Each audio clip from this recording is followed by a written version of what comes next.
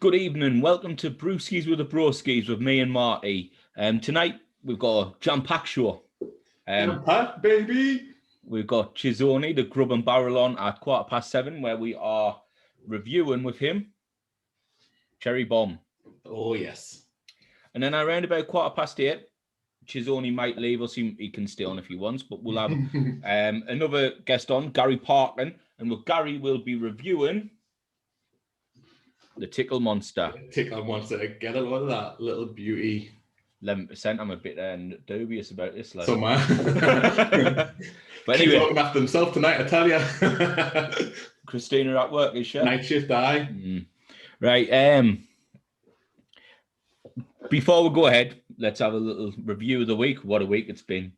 What a brutal week it's been. Forget the brutal. Fuck the brutal. I didn't give a shit about work. We're in a work-free zone now. You mean that win Sunderland in the final? Yes. Get in there. We're in the final, boys. The final. Come on.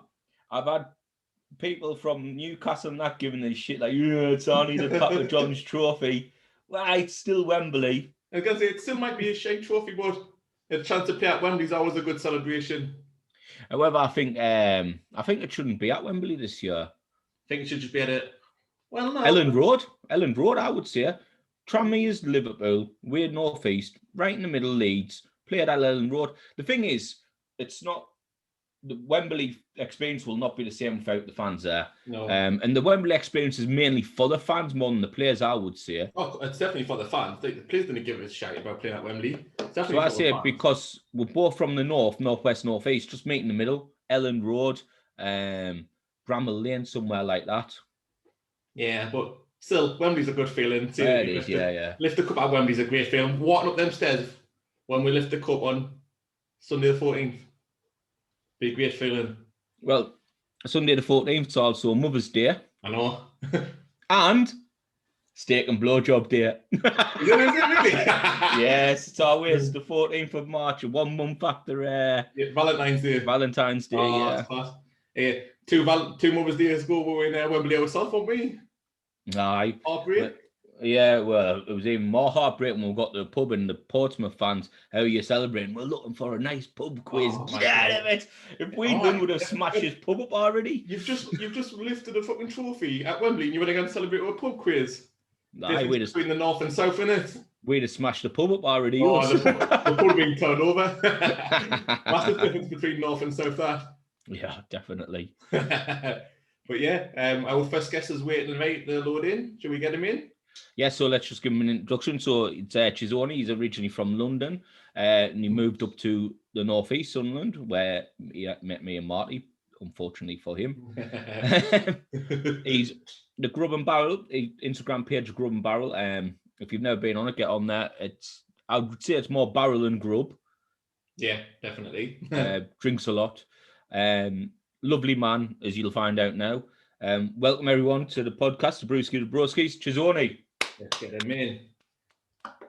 Here he is. Here's the man himself. Oh, look at that top! Look at that! Oh, what a guy! What a guy! Where's you, Spartan? I know. Let down like. Let down like. Hey, I might have to go and make a detour. I might have to go with a pylon. Yes, I absolutely love it, Chiz. I absolutely love it. Repping the brand. Thank you, mate. Repping the brand. How's it going? Yeah, good man. We've just been talking about the week. Sunderland, what a night it was. Oh yes. We're not going to Wembley though, are we? Well, we are going to Wembley, but we can't go to Wembley. Well, you might have missed this bit, but I was saying to Marty, I went, if it's Wembley's the experience for the fans, not the players, isn't it? And I said, that Tranmere is Liverpool, we're Sunderland. Meet in the middle, let's play at Leeds or Bramall Lane, somewhere like that. Because we're in a COVID pandemic and going to make two North teams travel to the South to play a game at Wembley when there's no fans there. It just makes no sense to me. And to be fair, how many fans does Wembley hold? 90,000. Surely I don't know. Can there not be fans? I don't think there will be. As much as we're hoping. Yes, I know it'll be a nightmare to get tickets, but I don't understand. Well, no, at the end of the day, we're season ticket holders and there's 20,000 season ticket holders. They say, right, we've got to cut it in half. Season ticket holders get the First dibs, isn't it? 100%. How are you guys anyway? He's gone to get changed? I think he's got to put his t-shirt on. He absolutely dropped the ball, didn't he? He's an absolute wet white mate. Just been busy, like I'm doing recruitment at the minute, so it's just been interviewing, work, interviewing. So yeah, there's a couple of people I know from Empowers got jobs at EDF. No. For the listeners who's listening on the Apple podcast, I've just been shaking my head there. They're no good. One of them nicknames is the Shirker. You know, Shirkers never work, mate. No, that's like your dad's. He'll be here. He's not. Oh, there he's there. Look, I told you, he's there. Look, I couldn't just let it ride, could I? I had to go and do it. I never went the white t-shirt. I didn't want us all look like idiots all in white t-shirts, so I split it up. I'll tell you what, man. He's an idiot. Yeah, I went to his house earlier. He had a baseball cap on to drop a couple of beers off. I went, what, you got your baseball cap on? Me hair's all over the place. What fucking hair? Well, and to be fair, where are you going? Well, I thought it was one of the top and take the bees off them, so I was like, I'll just put a cap on or a hat on. The two old people next door, he fancies them, didn't he? He's like, oh, God, I'm not going to be crying. He got his beard sorted and that, got his cream in. Oh, I actually have. Look at this. Christina's just bought us this one here called, don't know, Oxia Tree. Decent little setup. Oxoy tree. Aye. Oxia. So you've got Marty Spelling's going to get us in trouble one day. Oh, definitely. You've got a few things in it. You've got some beard balm. It's actually decent. Got some beard growth oil. Not that we need it, but it's there. You don't need it. Look at this some after scrubbing. Got some baubles as well. Look at these. Yeah, look at this. Don't know if I can put it in. Have you seen Ashes? He looks like Ben Laden. He looks proper badass. Like, mate. Look at that. When he wears that green jacket, he looks like Bin Laden. He really does. He actually does. We were on a family Zoom last Saturday. Literally, it's up to here. Yeah. Do you know what it is as well? He straightens it, doesn't he? He does. Does he really? He not guys went for the meal and he came and it was like straight. Like I remember me being proper straight. Like we'd never say straightened it. Oh, he has that. You know that comb that heats up and you just run the brush. Oh yeah, he's got one of them, hasn't he? He's got a straightener as well.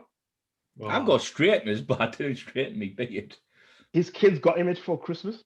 What? I never had a beard until I met him. Never did you, Marty. Yeah, I did. It just wasn't as long. Wasn't as good. To be fair, I've just shaved off mine today. Like I wasn't going to make an appearance without looking a little bit half decent. Cheers wants his head around about there, doesn't he? He wants it in the middle, and he just popping above. And to be fair, I did hear that if you shave off, it kind of puts off like a pound or two off you, like. I might shave my old body. That's why I'm overweight, because I've got long hair and a beard. Probably. Back at my optimal weight. If I shave all my hair off. In the bloody last year, like carbs have got me like. They've cornered me into a corner. Like they smashed me all over in the past. What you on about in the past? Marty just smash you all over all the time, mate. You're always eating carbs. That is true. Jesus. That is true. Have you changed scenery, Marty? You're in a different room today. Yeah, I'm not Jihadi Marty no more.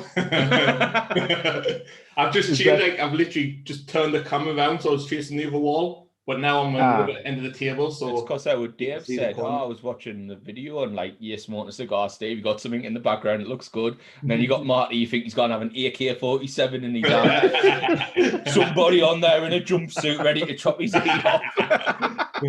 So I just had to change things up a little. Yeah, imagine Ash comes on, it's a white background. I think the only problem is the kids always walk in.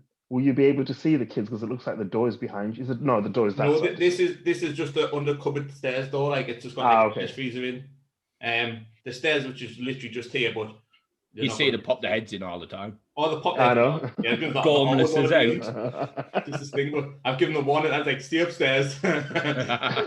Locked them in the rooms. This is pure lockdown. Took the phones and laptops off them. And I missed out on the PS5 like the other day. Oh, fuck, you were gone. I heard. I was reading earlier on that the next batch of PS5s is probably not getting released till the end of the year. Good. So can stop Brett in the group chat. He's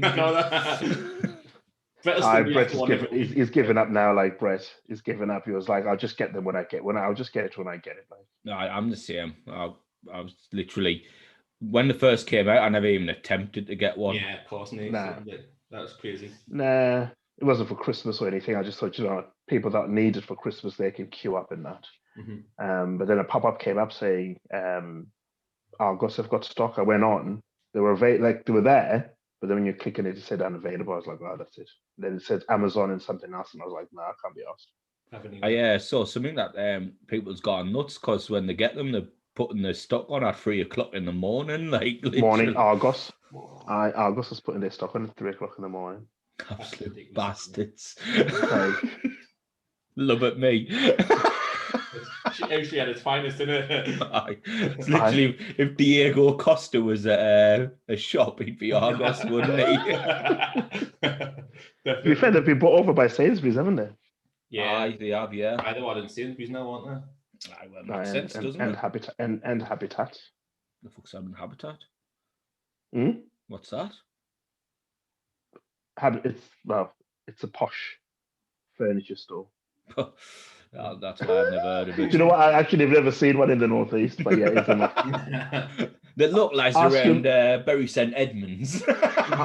Ask your mates. Chris Corner. Yes. He looks posh. Chris Corner, definitely. He's from Richmond. He's from Richmond or something. He's from the nice bit of aye. I'm sure he said he's from Cheltenham. No, he's from Southampton to begin with, but he lives in London. Cheltenham. Yeah, he lives in Cheltenham. No, he lives in London. Why does he live in Cheltenham? Cheltenham's nowhere near London. Twickenham. He lives in Twickenham. Twickenham. Cheltenham. That's more like it. Anyway, of course. Anyway, like a ham in somewhere. Give me that ham. How's the pod going? Obviously, you're now on iTunes. Android's been bastards, like. Androids are just not getting now. For Android, getting no luck with them at all. So why? I don't know. Like I've tried to I've registered for them. I've uploaded the podcast, and it's just waiting for like verification from their market, whatever it's called. But weird. Haven't now back from them, and you can't even like upload it again because it says, "Oh, you've already uploaded one," so it's just waiting for that verification again. Must know with Apple people. Is this with Acast? I don't know I can't remember its name, to be honest. What's its name? Stricker. Because I use Acast because I've got a Samsung phone. I use an app called Acast for that, so you might want to try that one. Yeah, try Acast. I think it's called Stricker. Spreaker. Yeah, I think that's Spreaker. Podcasting thing. To be fair, he is, but just the name just sounds dodgy, like streaker. Look, Jesus Christ! If you put our podcast out there, it's fine. Look, it's all exposure, isn't it? That is true. No, I think it's Spreaker, Spreak, like. Spreaker, not Streaker. I was thinking, Jesus Christ, who named that? It's Marty spelling and talking, spelling and reading. It's going to get us in trouble, I'm telling you. It's when it's all good. However, me saying that Android's being absolute bastards is not going to get it on any quicker, is it? No, probably not. Right, lads, let's get on with this drink. I'm absolutely choking here. I know. Yes. Right, what we got? Cherry bomb, innit? That's what we've got. The cherry bomb. This is what it's all about.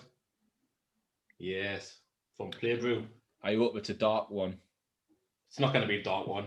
Just so I can see Marty's face. To be fair, I think it's going to be dark, but not based dark on it being cherry and the cola. Yeah. It won't, I don't think it will be dark as in taste.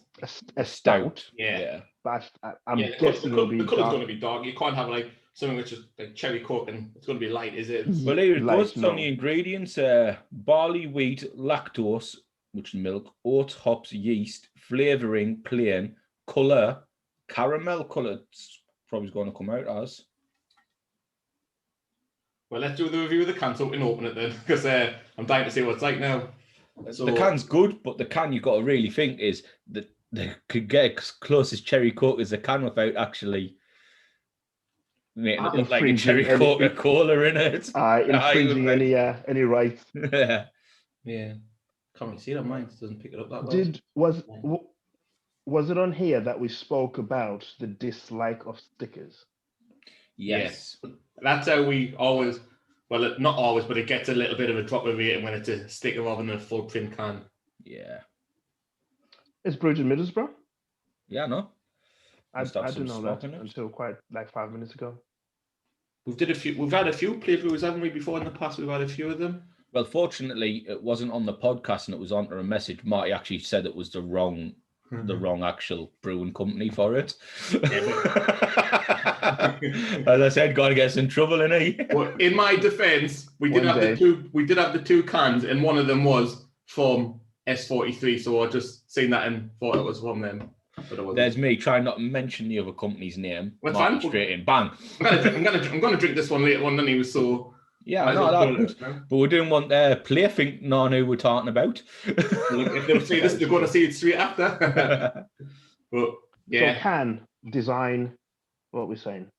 I reckon in 8. I think it's a decent can. Like it's a solid. Yeah. It's a solid come and get us can.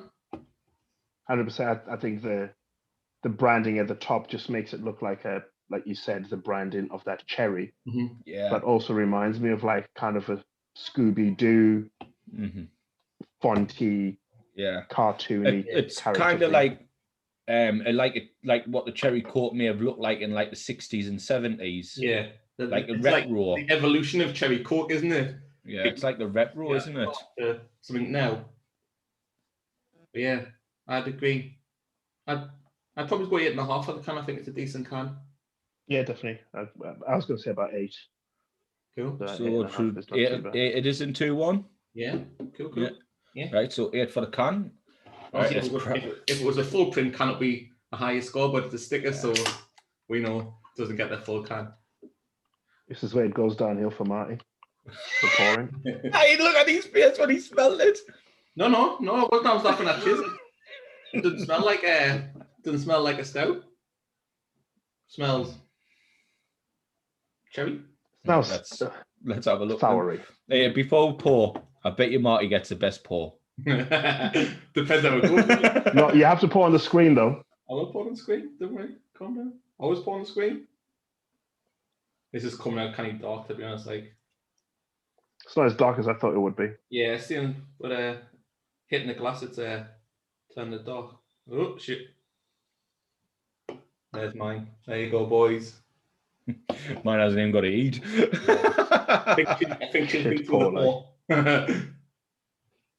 Do you know what? It does look like a cherry coke. So if you pour cherry coke in a glass. Does it smell like cherry? No, it doesn't. No, I wouldn't say so. It tastes more like a cola. Oh, God. All right. Cheers, boys. Thanks. Gone for it already. Cheers.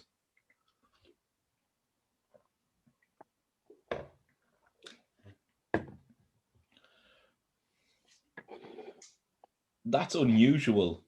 Can I start? But I like it. Yeah, you go. Cheers. Ibuprofen, as in the liquid medicine for kids. Mm-hmm. I've never had it. Marty, you've had ibuprofen for the kids? I can't remember. Get out of it, there. Just get the normal ibuprofen. They're from Southwick, man. Actually, with it being for the kids, I can't remember the last time I had it. It's definitely got an acquired taste. It's a surprising, but I actually like it. Oh, yeah. Marty doesn't, you can tell. Look at him. Not too keen on it. Don't know what it is. It's not bad, but it's not something I would drink. Yeah, I mean, I can drink it over and over again. Yes. Oh no. I'd have one in the blue moon of this one. I wouldn't I wouldn't be rushing out to get another one. Now I've had it. Now I've had a try of it. It's not a Vauxy, is it? It's not a Vauxy, is it? It's not a Vauxy. No, I wouldn't say it's like up there. I like it, but we always go back to the decking, barbecue on, in the sunshine, having a good time. Would I drink it then? I wouldn't. However, would I drink it on a dark night next to a fire or something? Yeah, but at the same time, be one that I would choose all the time. But I do like it. But I don't at the think I same could time, drink many of it. Let's not forget that this is an experimental brew. Yeah, it is. Yeah, do you know what I mean? So it's release. It's a special edition, limited edition kind of experimental brew. So it's not probably something that they would. I think if they went again with this one, I think they could have. If they try it now, it's obviously being brewed and being canned. Yeah. They think, maybe do this or this or this to change it slightly. I think they'll have a spot on drink. Mm-hmm. But like you said, it's an experimental drink, isn't it? So it's a limited thing for them. Yeah, I like it. Right. 5.4% alcohol. That's not like. That's true. Marty, for not liking it, you've drank the most. I'm trying to get that taste. What? Like, it has got a peculiar aftertaste, doesn't it? That's what I'm trying to figure out. It does. I can't taste the massive cherryness of it. So that's what I'm trying to. I think the more I'm drinking it, I am getting more and more hints of cherry than I did when I first had it. I'm struggling to find that cherry taste of it. It's the initial hit. As soon as it hits your palate and your taste buds, you can taste it, but it doesn't last very long. It goes straight away. Yeah. To me, it tastes not very similar, but it tastes similar to a stout. It's got that taste of it in it. For me, that's what I can taste. Yeah, I think in some of the ingredients it said in here, obviously they got the I think it's colouring. It's a colouring in the it's got a bit of the stout things in there, and you're probably tasting the milk, the lactose. Mm. Yeah, maybe. Yeah, it's all right, but I wouldn't rush out and buy it again. Nah, I don't think I would. But if someone bought us it, or it was in the shop, definitely, I wouldn't turn it away. Yeah, I wouldn't turn it away. That's for sure. I wouldn't turn any beer away. To be honest, it's free beer, isn't it? If I was in the shop and I was getting 4 or 5 in, and I saw it there, and it was like Northern Monk or other ones like that, I'd get it over them. But Chiz is a fan of Northern Monk, aren't you? You've got a few of them. Yeah, I'd have a good Northern Monk. We had Scaffal, and Scaffal was rank. We didn't like it. Try. I forgot what it's called now, but it's got a snake head on it. From Northern Monk. That's quite Christina. Good. Yeah. and Northern Monk. No, was it Northern Monk? We're not. Was Northern? No, it wasn't. It was the other one. Sorry, it was the other one. There was one that brought out a special edition beer for Newcastle when they were supposed to have been taken over by the Arabs, and then the Arabs never actually took them over, but they actually released a beer. What a fantastic news that beer was. Volk should be making a Dreyfusen, shouldn't they? Next to the French. Cairo. I do think, though, this drink, people will always buy it because you are attracted by that. The can, it's a novelty, isn't it? 100%. Yeah. Like, it's old school can, isn't it? It's an old school design. When I was on the website, I looked at it and I saw instantly cherry bomb, cherry cola IP. I was like, that sounds like it could be worth something to have a look at. But it's very it's unique, let's say. I think as well, the word cherry bomb, you then expect a lot more cherry taste. Yeah. Expect a lot lasting taste of that cherry, don't you? Mm-hmm. It lasts a couple of seconds and that's it. Last couple of seconds and it's a peculiar taste after that you're left with. It's a very subtle taste of cherry at the beginning, and then after that it's not as much. I still drink it. Oh, you definitely. Before you came on, we're saying the Grub and barrel. It's more barrel than Grub. That is true. Until the restaurants open up again. Oh, I can't wait for that day. Yeah. Oh, I can't wait until COVID's finally gone. We can get a barbecue on the go. Use man. round. Got a few people Can't lined wait up for to the eat. barbecue. Marty, you're not coming. I haven't got enough food. I'll let you order a pizza. Last week you mentioned who would eat more, me or Marty. Yeah, I reckon you would, me. Nah, I don't know, you know. I don't eat that much. People just make out like I eat a lot. But... Yeah, me either. Right, cheers. Little Steve was telling me a story about you. Little Steve, yeah. Yeah, he said he went to a restaurant, right? And he goes, I ordered this steak and it came and I had a taste. I was like, this is absolutely shit. So I ate all the veg. And what I was doing, I was going, jeez, what do you reckon of this steak? And I was like, handing him a bit. And then at the end, he fed it all to you. Hey? Who was that? Plus my meal. Do you know Steve? His brother-in-law. Oh, yeah. Yeah, he was just feeding him this steak. Like, what do you think of this cheese? And then just putting it on his plate and he was just eating it. Have another go. I don't know if he was oblivious to it or it. And I think that was on top of my mixed grill. It was. Living on top of my mixed grill. I'm telling you, man, we need to get ourselves to America, like to one of them state fair type things, and just get used to in a hot dog competition with the Yanks. Competition. I said that would be a good go. That one. You get there, and the professionals and years are the first two out. They'd be proper professional hot dog eaters, and we're like 3 or 4. And they're like 20 years. Is that program, Man versus Food? Yeah. Aye. The hot dog contest, the first 4 doesn't even touch the gullet. They've just gone down in holes like you or Mark. Pebble dashing the toilet hot dogs. Larry got into a bit ropey coming out. Did Marty come to Man versus Food? You did come to Man versus Food, did you? No, I couldn't get a babysitter. Yes. Christina bleeding night shifts. Nightmare. It was literally in between the COVID thing, wasn't it? It was me, the jihadi from Ford, and Brett. PS5 Brett. Oh, bloody hell. You got stitched up that day. I know, I did, bastards. Yes. You ended up doing the taxi one? I know. That classic. You ended up doing the taxi I'll one? get the next drink.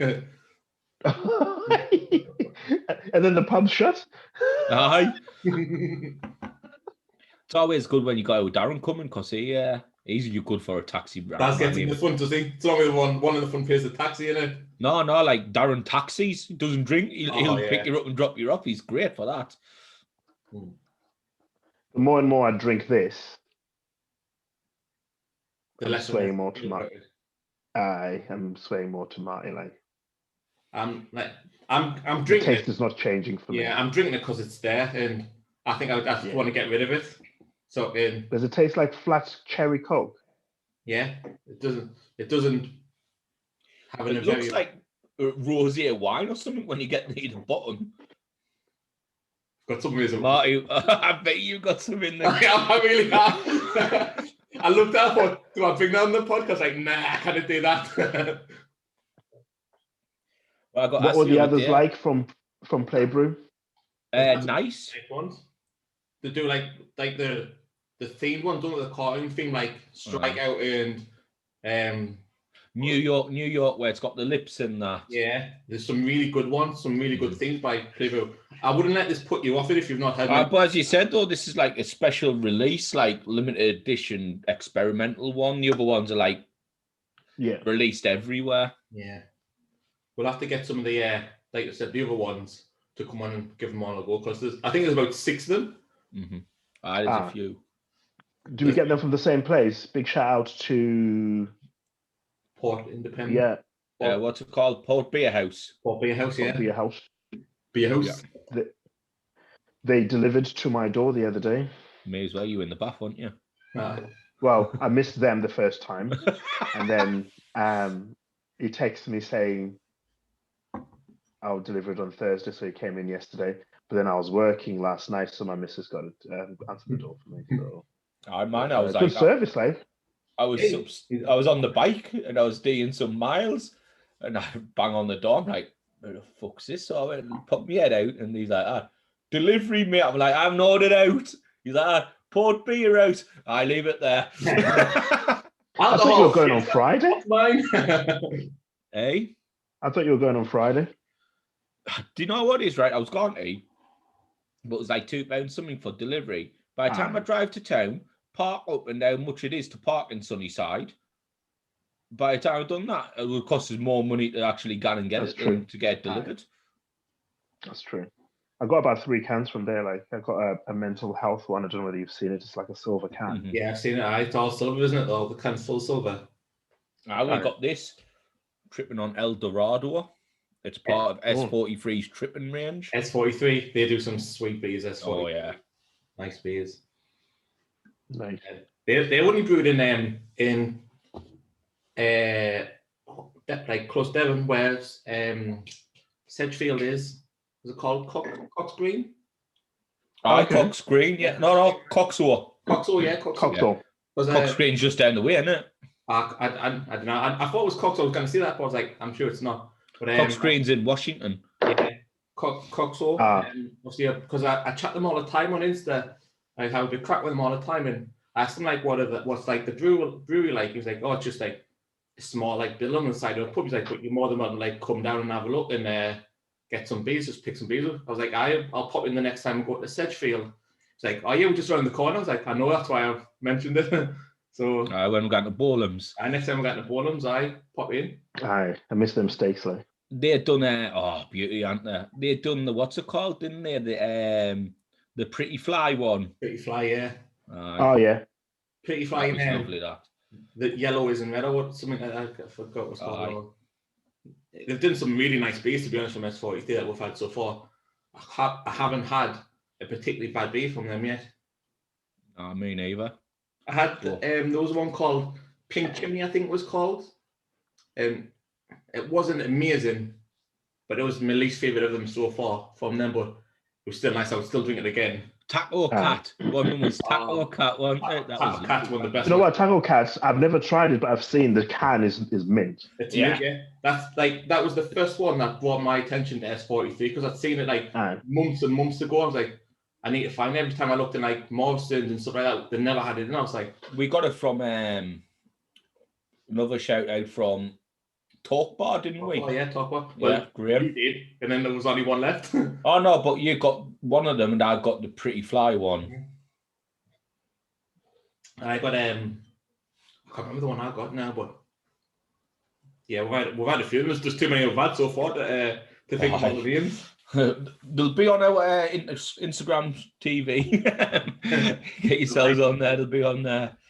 Are you going to put some of this on there or not? Or yeah, we're going to put a bit of you on there. Yeah, I'll try and clip some on, but it's we need a young Jimmy for that video clip there. Aye, and that's it, isn't it? I think it's trying to find the best avenue to put stuff in. Yeah, I think it's just a case of just finding a decent video editor where it's easy to use, because me and Steve, like, we're not. Well, it'd be easy to do because you just copy like a 5-minute segment or something and paste into a file, and then what you do is just upload it on the computer. So you can all do on the computer quite easy. But it's also having to listen to an hour, 2 hours, and then deciding which clips you're going to take out. No, we're going to get from when we've reviewed this beer to when we finish. Cut all the rest of the fucking shite out, put one on, and that's it. But yeah, it's like cutting to Marty saying, "This is my best beer ever." Well, you're the one that's saying that you reckon it's going to be, so I reckon you can do it. Well, mate, I would, but you get all the recordings now because it's easy to send you the file. It's not that problem. I can do that. I'll do it. I'll just show you up then. I'm older than you. Less technically minded and still showing you how to do it. That's fine. Plus, we might not get any spelling mistakes. I don't mind that. That's perfectly fine. So, guest-wise, who do you have today? You. Oh, just me? No, and we've got a lad who would play American football. We're called Gary Parkins, coming on at around about 8:15, and we are reviewing the Tickle Monster from Siren. Oh, Now, I messaged them on Sunday night for this beer because I looked on the website and they were 11% cheers. Oh. yeah, it's decent. It's a good tipple. So I messaged him on Sunday night because I looked on the website for it and they were out of stock. They had none at all left. And I messaged him knowing they had none left. And I was like, look, do you have any of this? Because it's showing that there's none available. And we're looking for a review. It's like, oh, no, we're out of stock. But how many are you after? Because I can go check the barrels, see if there's any left in them. Obviously, check the people obviously who brew it. I was like, yeah, go on then. And he's like, I want 4. He's like, there's some there. I'll get you them. I'll put them up online now for you if you go order them right now. Like, that's not a problem at all. Result? Yeah, he said there's enough in there to get some few more beers out. I was like, yeah, I'll have them. But that's good customer services though, isn't it? Yeah, it's really good. It's massive. Like I really appreciate it from them because they had none more to. And also, if you do go on Siren, remember being Bros 10 gets you 10% discount off on there as well. You had to plug that, didn't you? Of course. Got to plug that anywhere where I can right. Discount codes. Beer. Just to go back that because I'm seeing looking at now I've got to the bottom of it. The taste is better at the bottom. Is it better because it's tasting more and more like a rosé? Or it looks like a rosé? Yeah, mine does, yeah. Thinking about that. Even that one. Rosé and Marty. Yeah. Even that one, I know it's empty, so I can pour another one. Rosé, rosé, rosé. Rosé. Have you seen the 99 Cheers? No.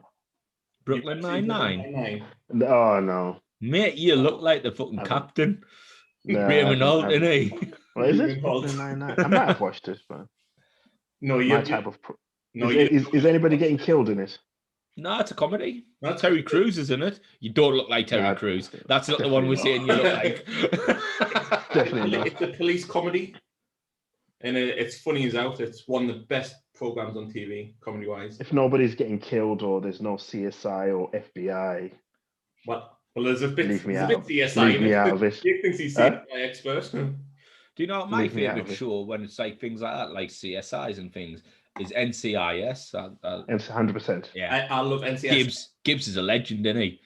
No, NCIS. No, I watch it near me, so I don't know. Oh, get the fuck out of here! I like the sunshine, don't I? NCIS is amazing. Marty Deeks is fantastic. Aye, NCIS definitely. And Kenzie's mint as well. No. Oh. Jeffro Gibbs and fucking Tony DiNozzo are the two best characters in that. Tony's mint as well. Is this a normal NCIS? Aye, mate. If you like that one, the normal NCIS is far better. I've just never watched the normal one. So there's a New Orleans one that's quite good. It's got Quantum New Orleans Leap in one it. is quite good. That is quite good. I'm gone to New Orleans maybe this year. I'm fucking petrified seeing all the fucking killings there. However, I'm not in the Navy, so I should be all right. Aye, to be fair, you're used to it. Where do you live again? Fucking people live in worse places than me. You'd be fine, man. It's like going to Beirut. It's up there for me. It's a game of it's him or it's him. Ludo. Depending which screen you're looking at. Right, let's get on to the taste of this one. I feel it's going to be a broad scale on this. So I'm going to give it a 7. I'm going to give it a 4. I was going to go about 5 or 6. So should we go 5.5? Do that. Yeah. The only reason for that is you don't. Again. I don't want to knock them for it. When I hear something called cherry bomb, you think it's going to be explosion. It's going to be a bomb of cherry. Yeah. Like. But it's not.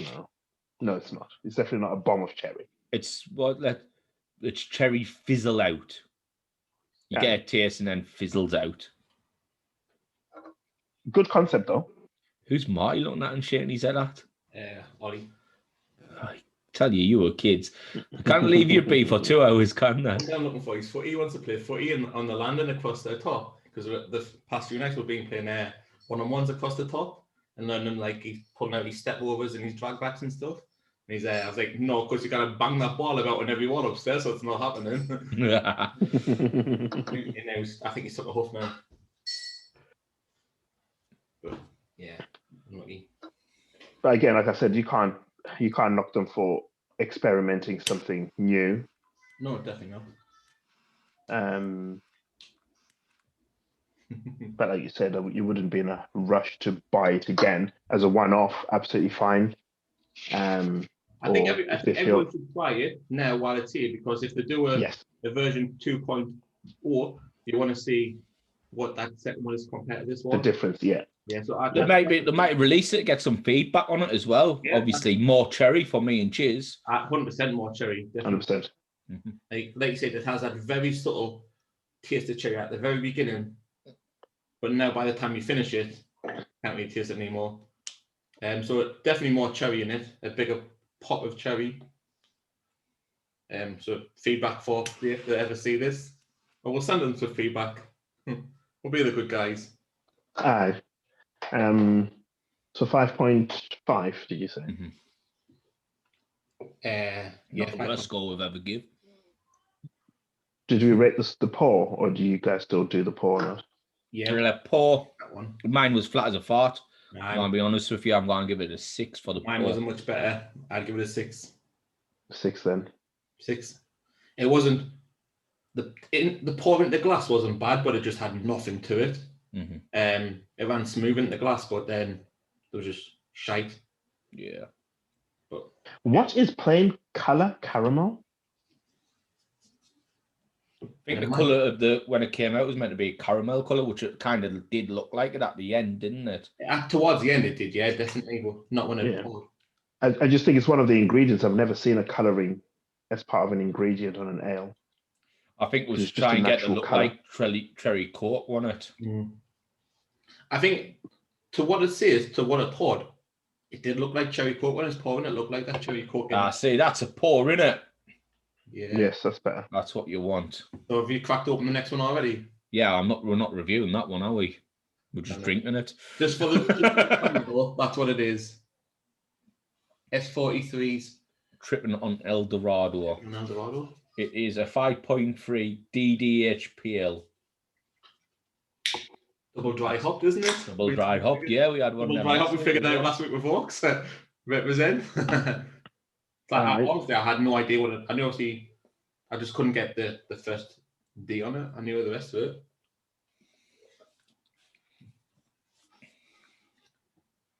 I like that drink more as I got to the end of it than I did at the beginning of it. Oh my god, this is absolutely extraordinary. Nice. Oh, I was still busy talking about that one. I think that first one, because it had that initial taste of... Maybe we should have done this one, lads. Or the other one that you sent me. What was the other one? It looked like Tango, the label. Oh, the mango one. Isn't it? Oh, I want to try that one so much. Like, they said the only thing that put me off that one is because I'm not a massive mango. I love mango, me. I wanted to try that one so much, and I probably will get it. No better than a nice mango in the summer when it's nice and ripe. Oh. Why don't we do that one the next time I'm on? Yeah, certainly. Look, he's already booking back up on me. Look at that. What a whopper. Mine's better pour than that. What a flip for that one, Marty. No, that is spilling on the side, man. Yeah, yours was better. I'll give that one. He was rushing, that's why. Just wanted to try it. Oh, it's so nice there. Oh, can I go with that? You haven't got this one. I know. I'm going to have I don't even know what I'm going to have now. Not like your house is going to be like less of beer, is it? You'd be stocked up to the nines. Well, not with his wife. I think she buys more beer from them than he does. That's why I said that's why I said he'd be stocked up. Yeah, Amanda is an enabler.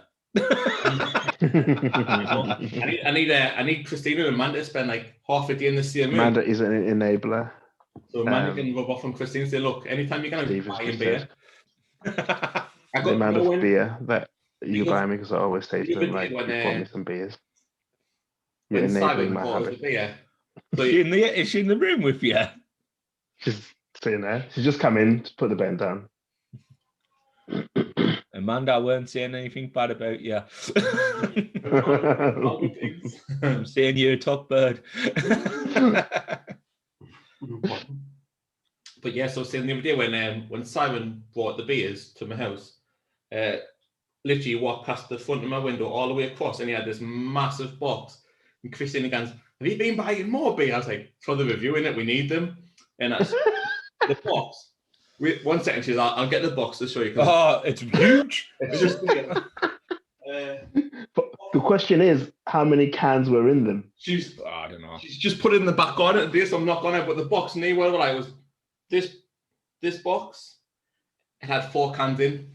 You know why? No. I think it's because the all the boxes from them are like that. When I got the box of 9 cans, it had like the 12 slots, but only had 9 cans in it. The first one had like all the cans in, but like it's just the kids like thinking you've got to have something less. Just put them in a normal shoebox. Tell you what though, I do like Siren's glass though. No, it was good. I ordered the beers, and I was like, "Oh, I forgot the glass." And then he was like, "Oh, you'll have to cancel the order." I was like, "Oh, I can't be asked with that now. I'll just get it next time."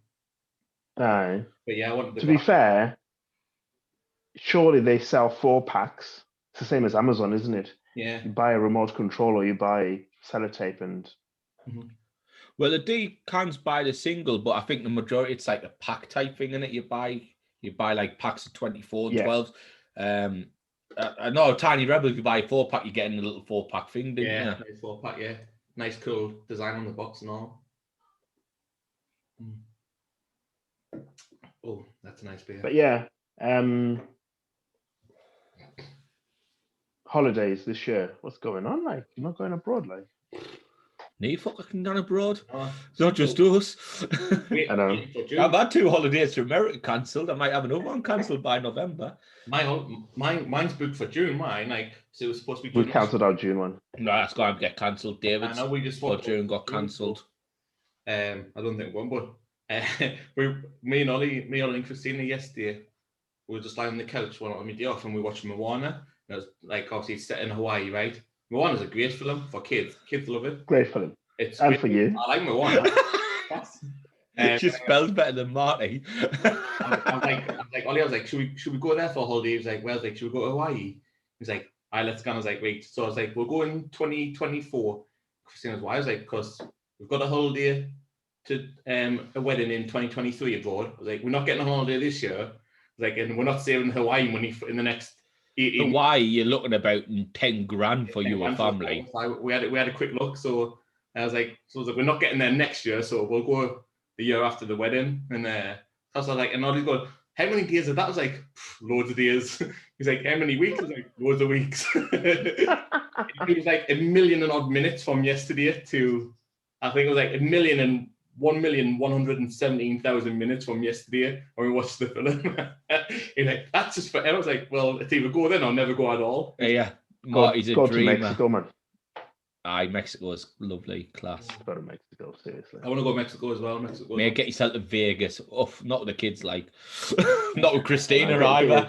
She'd be terrified. You're gambling. With the kids, definitely. I mean, we went to Mexico and it was proper last minute going to Mexico because we were supposed to go to Cuba, and then something happened with the resort that we're going to, so we changed it. It was kind of last week.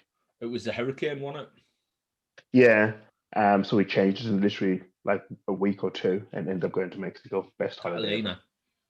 Yeah, Catalina wine mixer. My brother went there for his honeymoon. It looked amazing. Like gimmick. Best holidays had. Not with a fella anymore. That marriage was just for sure. A sham. A show marriage. It was a show marriage. It was a jealousy marriage because I got married with Christina the year before, or 2 years before. And he was like, well, I'm going to get married now. And it was just a jealous marriage. Is he going to be listening to this, by the way? I don't care. I tell him this all the time. Tell you what, the best story about your brother is the one where he was getting lashed all over in the town, and they took his belt off him and started lashing him with his arm belt. Like, it's not funny the fact he got jumped, which is horrible. But like 4 lads jumped him and will start lashing them all out, booting them all out. But the funny part is they took his belt off and then start lashing them all out with the belt. I was like, No. that's the funny part of the story. Class. So this beer, because you've got obviously somebody coming in 10 minutes. You can stay as well if you Yeah, want. cheers. You don't have to feel. Cheers. This is our show, not yours, mate. I always take over when I come on. I always take over when I come on. It just There's feels like brewskis with the broskis, not brewskis with the chiski, right? That is true. big as your cheers. That's all it should be, isn't it? Just changing the name now. Aye. He's going to start his own podcast. Nah. There's 2 of yous, at least that you bounce off each other. Me on my Todd, Jesus Christ. It's horrible. That like no when like we introduce or when Steve goes away, I'll go away and you've just got to chat shy for a few minutes just to the camera, looking at the camera, going, "Oh, hello there, hello." It's like that's all of that. But it's funny. Like, we fill time just by chatting shite between us. That's true. Good combination. Aye. So there's a podcast I listen to. I'm not going to say the name because I don't want to promote any other podcast on here. Damn right you're not. And and I think I've done this the last couple of times. At the end of the show, he always goes, "What is the one thing that people need to watch, people need to listen to, people need to read?" Not that you read, Steve. Like, fuck off! I'm better reading than him. So I read my cookbook every week. Stop passing the book, right? Just stop passing it. I know it's not the end, but is there anything that you guys would recommend for anybody to, whether it's a TV program or film that you've just watched, a book that you've just read, or? Yeah, so we can't read it. I haven't read a book for about 5 years. I'm going to be brutally honest with you. Yeah, I haven't read a book for a while. Last time I read a book, I was in Cuba, I think. And I think that was Hunger Games. My first thing is subscribe to this podcast. I subscribe to the podcast. One Apple, fuck Android, dead to me until I'm on that. I think before we start, like any podcast, when it loads in, when we start recording, I think that's the first thing we need to be doing is saying, look, drop us a like, drop us a follow, subscribe. It's going to be on YouTube from tomorrow, rather than maybe people switching off half an hour in and we haven't even said, yeah, go drop us a follow, will you, mate, please? That comes with time, to be fair. And I think you at the end of the day, and this is what I said to you guys, when you're listening to a podcast, it's just there, isn't it? Yeah. Whereas when you're watching it on YouTube, it's probably a little bit more harder to watch. But when it's a podcast, it's just there. You're just listening to a podcast. So put on when you're in the car. Format doesn't matter. Isn't it? A lot of the boys from American football, don't they? When they're driving home from like army bases to camp to home and stuff, they just put them on the car and when they're driving about and about. It's there. I'm trying to find. There's a person that we follow on Instagram. I think he's fantastic. So I'm just going to find him. While you're finding that, I've got something to promote actually while I'm here. Oh, go on then. 9 Doors, a comedy about grief from Foster. 9 Doors, a book by. So we're just talking about Little Steve. Yeah. So this is Little Steve's son-in-law. Is it Little Steve's son-in-law? It is Steve's son-in-law, Foster, isn't it? Yes, it is. It is available on. It is about men's mental health. All doors open, more men should. A comedy about grief. So it's really highlighting mental health with men, and I think £1. You buy it, hardback, £5. Yeah, so if you buy the paperback, £5 goes to the men's mental health thing, and I think £1 from every ebook purchase goes to mental health for men or something. And it is a good read. And where can you get this from? Amazon. Anywhere else? The great old Amazon. I think there is a website as well, 9 Doors. If you look on Facebook and just search 9 Doors, all the information will be there. We will drop the links on the post. We will But put the links on there for you. It is a good book, I think, with the whole lockdown thing, and I think a lot of men probably not talking more about their mental health. Is certainly a good book, a light read. We've covered this a few times now. Like I've put a few posts about mental health. I've obviously put on the story a few times, put a few posts on about it, and I've always said, like, look, you don't have to know us. You might just see it and you might just think, yeah, actually, I'm just gonna just reach out. Like I've said many times, we'll reply to anybody that messages us. We don't have to know you. You don't have to know us.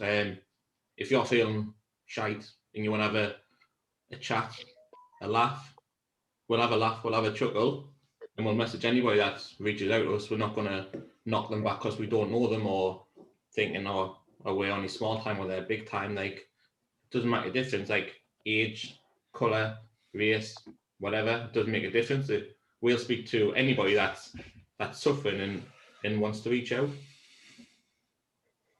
100%. Because mental health in men, it's some sort of massive stigma, which is too proud to be spoke about, isn't it? It's everybody suffers. People suffer in different ways, but everybody will be at a point where they need to speak to somebody and scared to pride. I think it also starts with us not shaming it. When I mean us, I mean probably the main reason why men don't come out or talk about it is because they're scared that their lads will take the mickey out of them. Do you know what I mean? Mm-hmm. Because it obviously starts with us, as in men. Mm-hmm. Not everything is a joke. Yes, probably when you know more about the background, you obviously try and make a joke of something just to lighten the situation, but not the actual joke of the situation. Yeah, no, totally agree. Like you know my brother. I don't know if you've seen my brother, which is the Batty, but he's a good lad. He's a good lad, but he suffers with mental health really badly. One day he's like pure buzzing, bouncing off everyone in the house. Obviously not if he's not, but like just happy and stuff. And then the next day he's totally different. Like he's minging, he's depressed, and he suffers with mental health really bad. There's been the amount of times like he's trying to take his own life, which is it's horrible to hear from your own brother, and it's tough. But people say, oh, it's just a cry for help. But how is it a cry for help if nobody's listening at the end of the day? It's not a cry for help. And it's not like it's selfish. It is selfish to do that. Because obviously you're not thinking about obviously other people at the end of the day, you only think about yourself when you're in that bad of a state. But my brother, he's at the moment, and he has been in a good place for a while now. So he's doing all right, but it's tough. Especially when you get somebody that's as close to you as my brother is to me, who suffers with it. Definitely. 100%. So that's why I think I like to be an advocate for it. I like to think, that anybody can come talk to me, and I'll give anybody the time of day for it. Good. So what's the future plans there? So obviously you now have a podcast. You're now on. We now have a podcast. I'm now a part of this. I'll be here every Friday. I'll be here every Friday. I'll let you do one more photos, but I'm back in the week after. We now have a YouTube channel. What's next? I think. What do people need? We just need. I always feel like I'm taking over, but what? The only reason I do that is because I think sometimes you don't talk about yous enough, because obviously you don't want to big yourselves up. So sometimes I feel like I have to come in and ask those questions. It's human nature that you don't. That's what I mean. Yeah. The problem is it's all about Boris and the lockdown, isn't it? Obviously, our main goal when we started this, and this probably wouldn't have came about if lockdown never happened. But the podcast, we were going to review food, and that was it. Obviously, with the lockdown happening, we've had to change our path on this, and then we've got the brewskis with the broskis because we wanted to still do something, which we could, because you couldn't. The problem is, you reviewing food, if you get like a delivery from the same place, mine could arrive for half an hour, Marty's could take an hour and a half. The food might be cold on his, all right on mine, so it wouldn't be the same. But with beers, it's in a can, so I feel like we need to get back to the basics once it reopens again. Get out there and get the reviews on the food. Because that's the whole reason we made this thing. Like I said, when I came doing and said, look, what we'll do is we'll go out to restaurants and we'll review the food on a live basis while we're there as well. But then obviously lockdown came about at the beginning of last year and we couldn't do it. So that's got with that plan. We set the YouTube up back in, I think, like November 2019 for the videos, and then Boris came about and said, no, you just kind of need more. So then we thought, right, where do we go from here then? Because we can order food, Steve can cook food, and I'll get takeaways. So it's like, but we need something else to branch off while we're still growing as well, which is why we did Brewskis. We still don't get us wrong. We are going to keep this podcast and keep Brewskis and Brewskis. We'll carry on when they start reviewing food. This will never leave. The picture is to go out in the restaurants, obviously. Yeah. This Number is 2 Church Lane. Yeah. Oh, burger from FS, whatever it's called now, the Turkish place. Churches was one of my top places to go when we did this. And then obviously lockdown came and I was like, oh, come again. And Unreal. We'll go to Thai beer. Is it Thai beer? Give Brett the jungle curry again. Thai beer was good. Is that What's that Indian restaurant just behind Church? Moti Raj. Moti Raj. Moti Raj is one of the best Indian. You've got Moti Raj upstairs and then Spice Empire downstairs. Moti Raj is better than Spice Empire. It's nice. Spice Empire is nice. Yeah, don't get me wrong. Moti Raj is nice, but Spice Empire is nice as well. So they're both nice bits of squan. Well, if I had the choice of the two, like, right, do you want to go to Spice Empire and Moti Raj? I'd go to the Moti Raj first. But Spice Empire is... I always gone for the keema or the garlic naan, me. Tell you one place that I thought was vile and everyone raised about it, Mumbai Silk. I did not like it. See, when I get an Indians, my things are the chips and the naan bread. The chips at Mumbai Silk were frozen chips. Oh no, yeah. You want them chunky chips, didn't you? Fresh chips, don't you? Yeah. And the naan bread, like I bought a naan bread in the kit and I got like 2/4 of a naan bread. So I got half a naan bread, not a full naan bread. And was it cut in little triangles? 2 little triangles, yeah. No, you want a full naan. Like, that's it. Folded out. The full circle naan. 100%. I don't want a quarter or a half or... Yeah. No. If I'm paying $3.50 for a naan, I want a full naan. Like a full naan.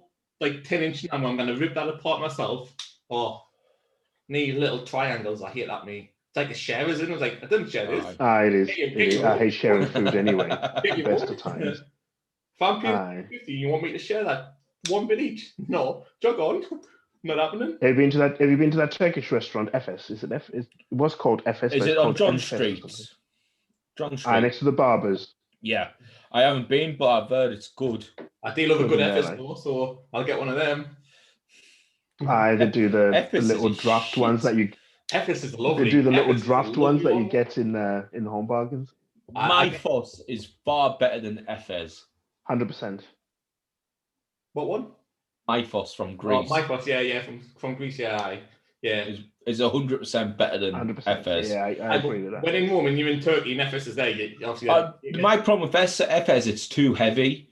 When you're in a hot country like that, I want a drink where it's My Foss is a light lager. Like if you go to Cuba, they've got Bucanero, which looks mint because it's a fucking Buccaneer on the front of a fucking beer, and the other one's Cristal. Cristal is like a light colour beer, and it's absolutely refreshing. Whereas the Bucanero is more like of a Brooklyn lager, where it's a darker, heavier lager. So I didn't like that when I'm in a summer setting. I want like a Corona or something nice and along that. Beer, isn't it? Yeah. Something nice and light. Yeah, definitely. To be fair, when we went to Mexico, never ever seen Corona Light before, and there was a lot of Corona Light. Corona Light. Ooh, interesting. Corona Light. It was nice actually because it wasn't too heavy. and you could just drink all day, obviously in Yeah. between strawberry daiquiris or something. Yes. Mojitos. But then you're not rolling around after a don't few like drinks. Do you know what I mean? You're not rolling around after a few drinks. It's just an all-day drink, and it's not too heavy. Nice. Well, shall we finish off the review for Cherry Bomb? Did we finish it? Just the overall. Overall, really. I'm going to give it a 6. I was thinking a 6. Yeah. 6. Definitely try it. Yes, I know it's probably 100% scored low. Cherry Bomb, But Playbrew. 100% get this one while it's out there now. Like I said, just in case they do the 2.0. Definitely 100% get this one to try.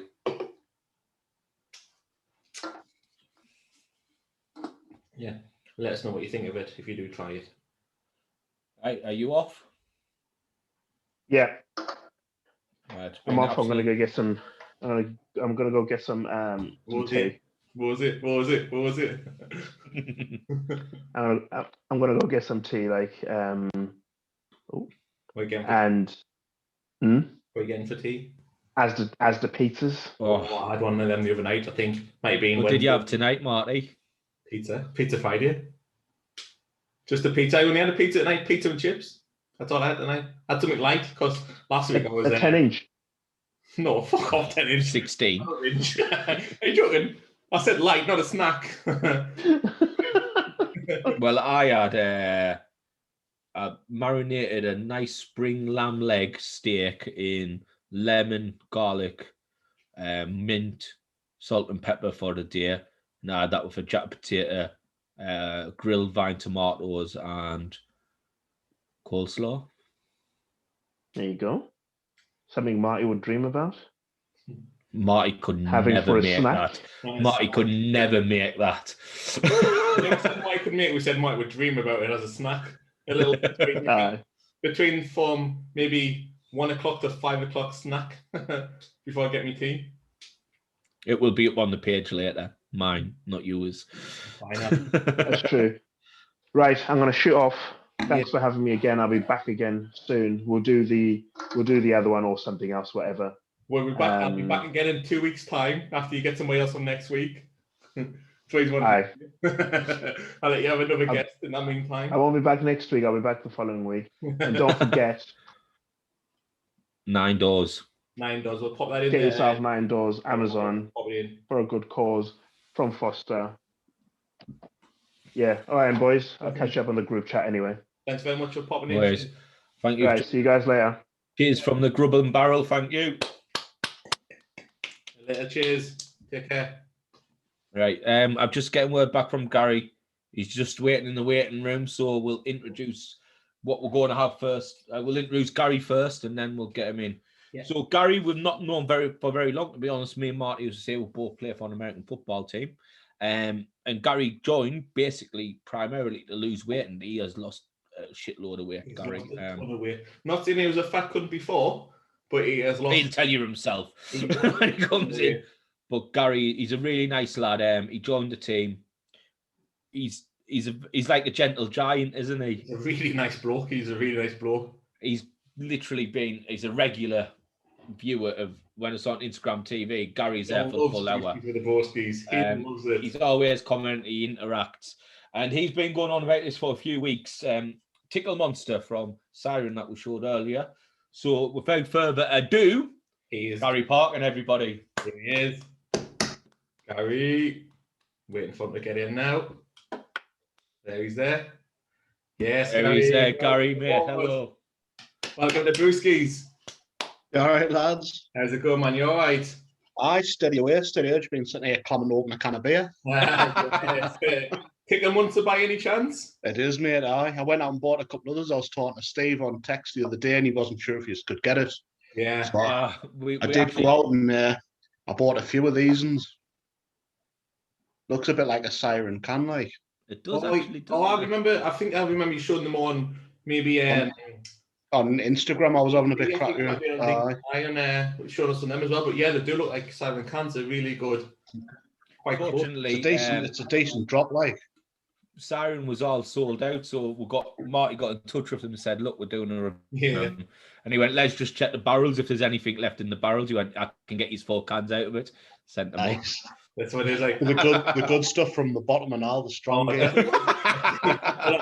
Obviously, we spoke about like last Friday, and then obviously the full weekend was a write-off for steaming up everything that was gone on the weekend, and then I was like, shit, I need to get that beer started for Sunday. So I was like, for Friday, so I messaged him on Sunday night. It was about 11 o'clock at night, thinking I'll get this tomorrow, and he messages back maybe Tuesday saying, yeah, we're all sold. I was like, I know, but I really need some for Friday. He's like, well, I'll go check the drums, what's left in the bottom.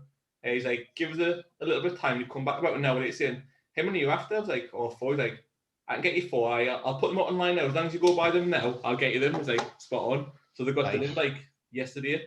Massive box for 4 cans. Nice. To be fair, I only bought it. Obviously, as you know, I'm an avid watcher of the Brewskis with the broskis. Like, how does it feel like being on, Gary? Good, mate. I feel like a celebrity. I only bought it after you did that 5 AM review, with it being like when you were doing the double IPAs and stuff, and that's a triple. I was like, gonna give it a go. Like, sounds a bit fruity, but a bit strong. I was like, which was one of like the nicest beers I've ever had in my life. It is the nicest beer I've ever had, Burden. I'm gonna get myself some of that at some point, like. But I thought I'll try that one. It's a strong and it's a treble IPA, but goes down a treat, like. This is a treble IPA. I've not looked. Yeah, treble mango and cedarwood. Oh, Jesus Christ! Well, my kids got to kick it first, like, but it goes down all right. So what was that? So it's got a bit of a kick at first, but it goes down canny, like. Oh, I'm looking forward to trying. I'm just finishing off this one from S43. Which one? El Dorado, yeah. My camera lighting is shite on this. Gary, I'm telling you, S43 do some absolutely outstanding beers. I need to get in touch with them, see if we can get some freebies. Yeah. Aye. It's like we were saying on Super Bowl night, and just before we were having them beers the other weekend, we were saying like that Pretty Fly and stuff like that. They look good. And Tackle Cat. Yeah. Aye. They look good cans, like, they draw your eye. Them cans, like. They always do. Our last guest there, the Grub Bowley, was just saying like, he's not had anything but Tackle Cat shouting out at him. I was like, mate, that's the whole reason I got involved in S43 was Tackle Cat, and they haven't let us down since. There's been no, nice. I had a one Kaiju Crush the other week. Mm-hmm. That I'm not sure where it was from. Like, it was out of a Beer 52 and that. Mm-hmm. Absolute treat, like absolute treat. It had like a nice smooth fruity aftertaste. Yeah, I think I've seen that beer Kaiju Crush. I'm trying to think where I've seen it from. Let's have a little look. I think it was on the delivery from I mean, like which brewers brought it out. I'm sure it was the Melbourne pack that I got, like the Australian ones. But you could sit and drink that in a session, like. Nice. Is it a beer garden drink? Is that as we like to say, like a big time? Like, it comes in, the cans are a bit bigger than like the 330s, but not a 440. It's just in between. 400. You could a barbecue can, like. Oh, nice. I'm not going to spend too long looking for that. I'll find it later. But yeah, I'll probably spent that long, so I was like, forget about it. I'm going to use my Siren glass to put the Siren beer in. I'm going to use my Siren. I've only got a brew dog, like. Oh, Gary.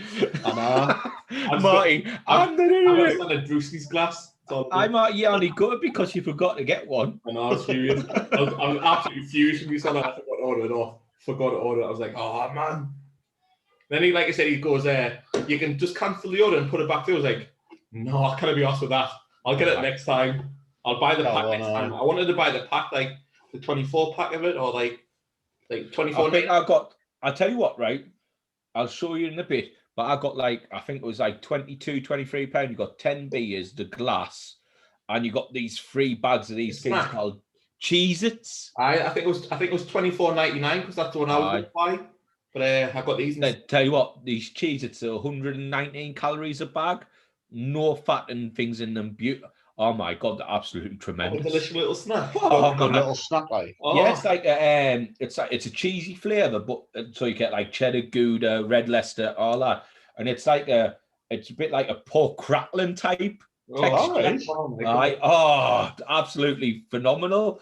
I was like, I was in B&M's the other day thinking, they might have them in here. They didn't like. Oh, Probably limited to Siren, like, aren't they? Probably a limited thing. I think I'm gonna place an order after this, so I'm gonna order some. I'm not lying, I'm gonna place an order because I want that glass as well. So Payday for me on Wednesday, so I'll be putting an order in somewhere. I Like. remember Beard Bros 10 this time, Gary. Oh, no. Gary, I've used it a couple of times I since. know where Like. it is. It's his promo code massively. Where I was just sending me account. I was like, just order these. Let's get these in. Gary flew through a checkout complete. Did somebody see that discount for me? We do. I was just saying, like when you shop online, a lot of times you put everything in, you go to the checkout, and it's at the end when you count the basket. Like I'll say, do you have a promo code? I take the basket. I thought I went a bit too far. Like put it all in. Gary's like, I don't by the time I try to put my discount code in. Well, the discount would have been another 2 cans of beer for us. Like that's what we said. Like we put an order in, and we're like, even if you get the money back for like your postage or another can of beer, it's worth putting it in. You're getting something at the end of the day. So out for now, doesn't it? Mm-hmm. I bought them, but I also bought the keg of Santo. Mm-hmm. That's nice. That like, and basically it was, I put my discount in, but if you get like £60 and then you put your code in, you still get the free delivery, even with the 10% discount that we do. So I was on like £52 or something, and I was like, fucking hell, I'm going to pay a $3.95 delivery here, or I can buy another 2 cans and I'll get the 60 quid and get £6 off. If you're on that 49 quid mark between 40, 45 quid and 50 quid, you might as well get another couple of beers because the discount that's it. It's going to knock you over free delivery anyways. You're getting something for it. That's it, 100%. That's it. I appreciate Sirens. It's a pricey drink when you buy them in like the packs, but you get enough beer for them. You're getting a good bang for your buck. And it's decent beer. You know you're getting good beer from them. But I always say, if it's $24.99 for 12 cans, you're looking at £2 a can in essence, and that's what you would pay in. That's what you'll pay in a supermarket for them. Yeah, that's it. It's less than you would pay in a pub for a drink. Yeah. And going to the pub and get a real ale. Some of them are good. Some are hit. Tell you what, like you wouldn't even get this in a pub because it wouldn't sell 11% drink in a pub. Couldn't. Imagine you're selling 11% to little Raggies on a Friday, Saturday night out. You'd have to be. You can have a half, and that's it, wouldn't it? That's it. We'll limit it to half, and that's it. Right? When I was at uni, like I used to go to like Revolution, the vodka bar, and that. I hate Revs. Where it used to be like I'm saying at uni, it's 10 year ago, 20 year ago now, 20 year. I'm not having you into uni, Gary. Travel and tourism. International hospitality, mate. Same difference in it. It was similar, like. But also they had a Revs like quite new, opened up today, Huddersfield when I was there. We used to go in. They had a vodka on called PPY. It was 80%. You had to be 21 to buy, and you were only allowed one shot. Like, fucking hell. So we used to get like one of them vodka sticks with the different shots in, but there'd be like items. So we'd play roulette, vodka roulette, and you'd have a chili shot in one of these PPYs, and there's just a regular vodka, like vial flavored thing.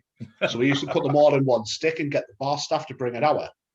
And you just got put in front of you and you had to drink it, and you were unlucky if you got that one. Like, but then we'd be in a couple because you could only buy one per person. So it'd end up like if there was 8 or 6 of us, we'd get 6 or 8 all night.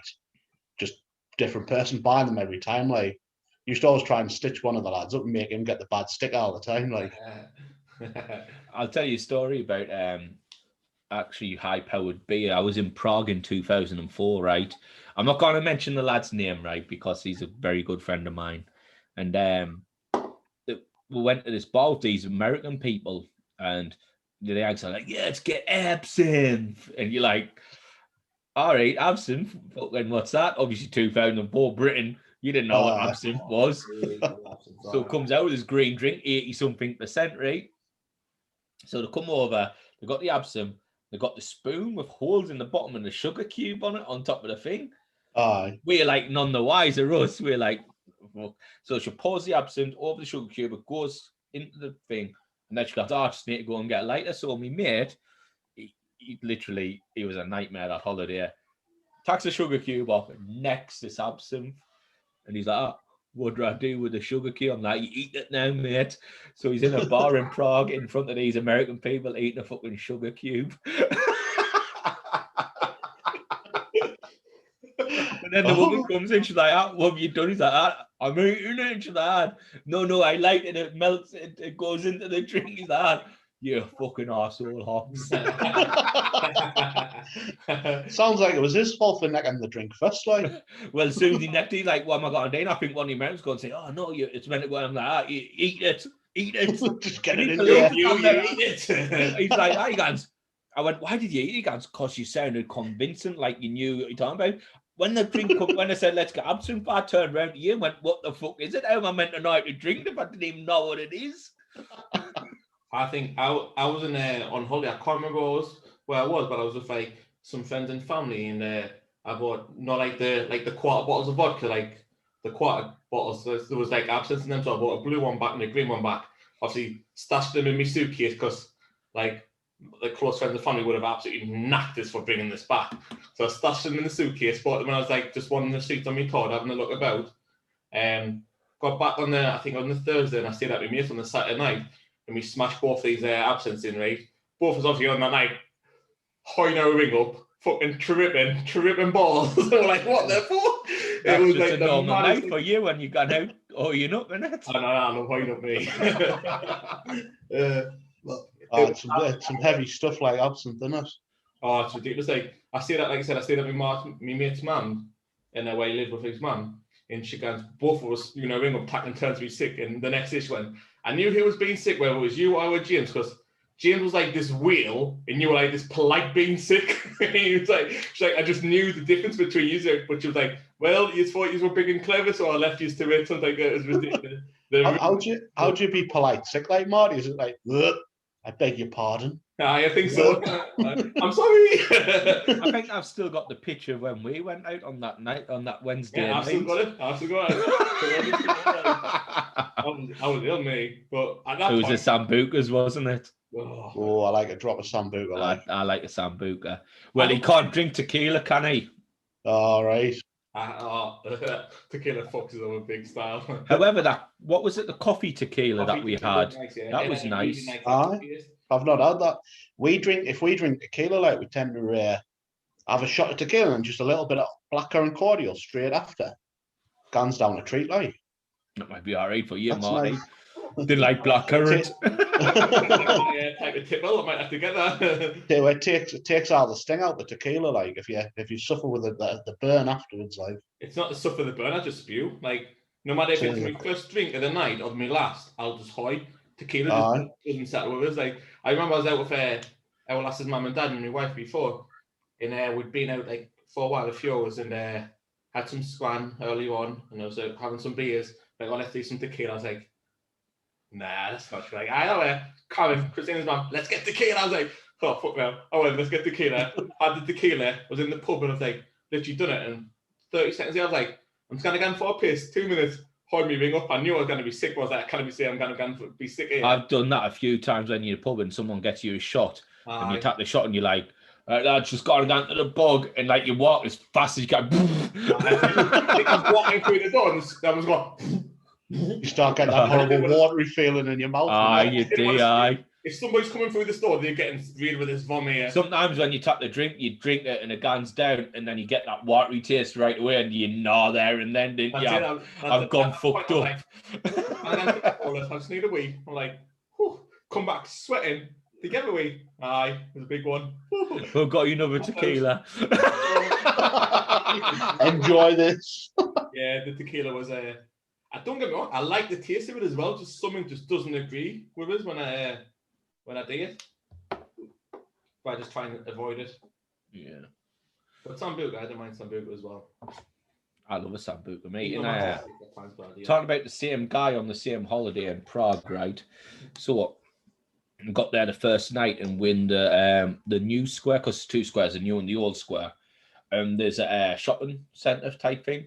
And on the top floor is a nightclub. So we're going there and the bouncer's like checking us out.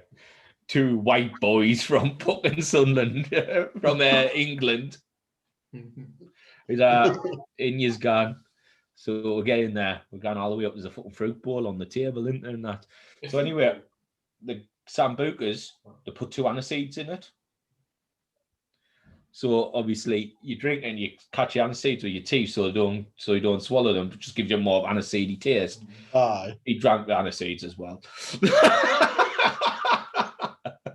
Do you know when I said he was a nightmare this holiday? That was the first day. Because he sounds like an absolute delight, like. Message it after, tell us who it is, because I need to know who he is. And somebody had a wicked blue on the table, or like Prague blue or something. I don't know what it was. And I just shoved this fucking watermelon on it. And then we got up the lane and you just heard something like, and they just turned around, they're holding this fucking wicked blue with massive watermelon On in the lid. So was it Leary? Your friend Leary? Leary? I thought you said Leary. I've got a friend called Leary. Somebody's got a friend called Leary. I said we were leaving. I thought you said Leary. No. We're leaving and we just heard, baby, some commotion, turn around, and this woman's holding it with the fucking full watermelon on the neck, like the barman. He's like, it wasn't us. Serves you right for drinking wicked love. I'll tell you what, though, in Prague, I couldn't believe it, right? I went to the bar, I got us 2 lagers. I had another 2 logs, and we had 3 logs, and I was like, my mate went, now I'm a bit pissed here. So we look at the thing, and it's fucking 12%, this lager, right? And I was like, fucking hell. I went up to the bar, and she goes, what will you want? I went, I'll have a vodka and Coke, please. I went, I need something a bit weaker. I need something weaker than the 12, 13%, otherwise I'm not going to last a couple of hours here. That's it. Quite, is that it? Well, can we move on to Siren's? Yes. Aye. I'm so looking forward to this beer. It's good, like. I think, like, as we do, guys, you always, you know, because you're a fan favourite there, we'll review the can, the bottle, the price, and the taste of it. So right. we'll review the can, because obviously you've already poured yours. I haven't, I've still got it. Like. Oh, you got the can off, cool. Yeah, I haven't opened You it might yet. come the way like cops last week. No, I was trying to do a professional job with you, like. This is Maybe someone's professional. Yeah, that's it. This is the can from Siren. I think if you get close to the camera, You said little tickling hands, didn't you? Aye. Monster hands tickling. Little monster hands. It's got a bit of I don't know about your can. It's got a bit of texture to it and all, hasn't it? Yeah, it's like for you to grip in it type thing. Aye. I think the can as well. I don't know if the can will pick it up, but it's got a nice little design like around the sticker and underneath the sticker. Oh yeah, the actually can itself. The can is designed. I'm just gonna peel the sticker off just see if I can see if it's a full thing. Yeah. So the can is fucking thick. And hopefully the camera will pick this up, but it's got a mint design all the way around the can. It's a bit like the glass, isn't it? Yeah. Aye. Now stuck with me fucking hairs on my arm. And the can looks all right in itself, doesn't it? Yeah. I think. Obviously, Well, it's got the colours Monster. You associate green with Monster, don't you? Yeah. Aye. I think Siren, what they've done with this can, obviously with the design of the can itself and then the label of it all, I think they've absolutely nailed it. Aye, look, it's good. It catches your eye. Definitely, I think as cans go, it's one of the best cans I've seen for the fact that it's a full print on the can and then the sticker on top as well. Big Dog, you pull the sticker off because your camera picks up better than mine. Pull the sticker off just so it can be shown. While I find put this back on. Oh shit! I'm pulling the film thing off at the front. Yeah, I just want the camera just to pick it up because your camera's a bit clearer than mine, so the camera pick up. Computer, innit? I think it's just me lighting in there. But my camera's obviously going to be better than yours. Your computer's about 10-year-old. Aye, but it was top spec when I got it. Top spec 10-year-old's going to be better than medium spec 3-year-old, isn't it? And this is top spec computer now. Bollocks. This is top spec 2-year computer. This is a fucking Chromebook. Aye, that's it. Shite. Mine's a Acer. My camera looks like I'm back in the 50s or something. The colour's I thought you terrible. were black and white, Gary, at one point, to I be know. honest. Do you know what? It's less than a year old. It's a razor blade gaming computer, and the camera's terrible. Small, you can see that the design of the can is mint. It looks like bits of dragon skin and stuff. I was just going to say, it looks like scaly, like dragon skin. Yeah, It is, because if you have a look on here, it's got like the bit of dragon skin and that on the glass as well. Yeah, I think they've gone with the same design that, like you said, on the glass. It's keeping on brand, isn't it? She's alright looking at her as well, isn't she? So keeping on brand with that design. I think as designs go and cosmetically they can, although it's a sticker and it's very rare, I don't think we've done this, but I'm giving it a 10 for the can, me. I'm going to go the same, because although it's a sticker, it's still a print underneath the sticker. I mean, obviously not being the professionals like you, I like the can. I would have said a 10 just because it catches your eye. There's that bit texture to it. It's just a bit different, like. Yeah, we normally downgrade the can if it's a sticker, but the fact that sticker, underneath the sticker, it's a full print of the can. Well, I think Sirens are all the same. I think the cans are all the same. They put the sticker on top of the can, so like that's quite good, because all the cans underneath are the same. Exactly, it's not just a silver can. They've actually then took the time, and all the cans underneath has got the design on it, which is really good. Like, remember, Breed Bros 10 for 10% off. Breed Bros 10. But yeah, it's definitely a 10 all round. So right, let's get this cracked open, because Gary must be clamming. Absolutely thirsty. Got a thirst, like. Smell. Oh, hasn't really got a smell. I can smell mango, like, when I'm pouring it in here. I can as well. Well, it's good, like. I mean, I'm giving myself a cracking pour there. To be honest, mine's decent. A bigger can, I'm gonna. Look at the baby logo kicking through there. That's shining bright there. Yeah, it's poured well. That. Yeah, it's a decent pour. Not a bad pour. Oh, you put two in there, big dog, on the pint of it. Yeah. I put the other can off as well. So, did we say FIFA tomorrow for you then? Was it? FIFA next week, yeah. Now it's poured in the glass. You can smell the mango. That makes you want to drink it. Oh my god, smells amazing. Well, I love mango anywhere. What you say? I love mango anywhere. Cheers, lads. Cheers, Gary.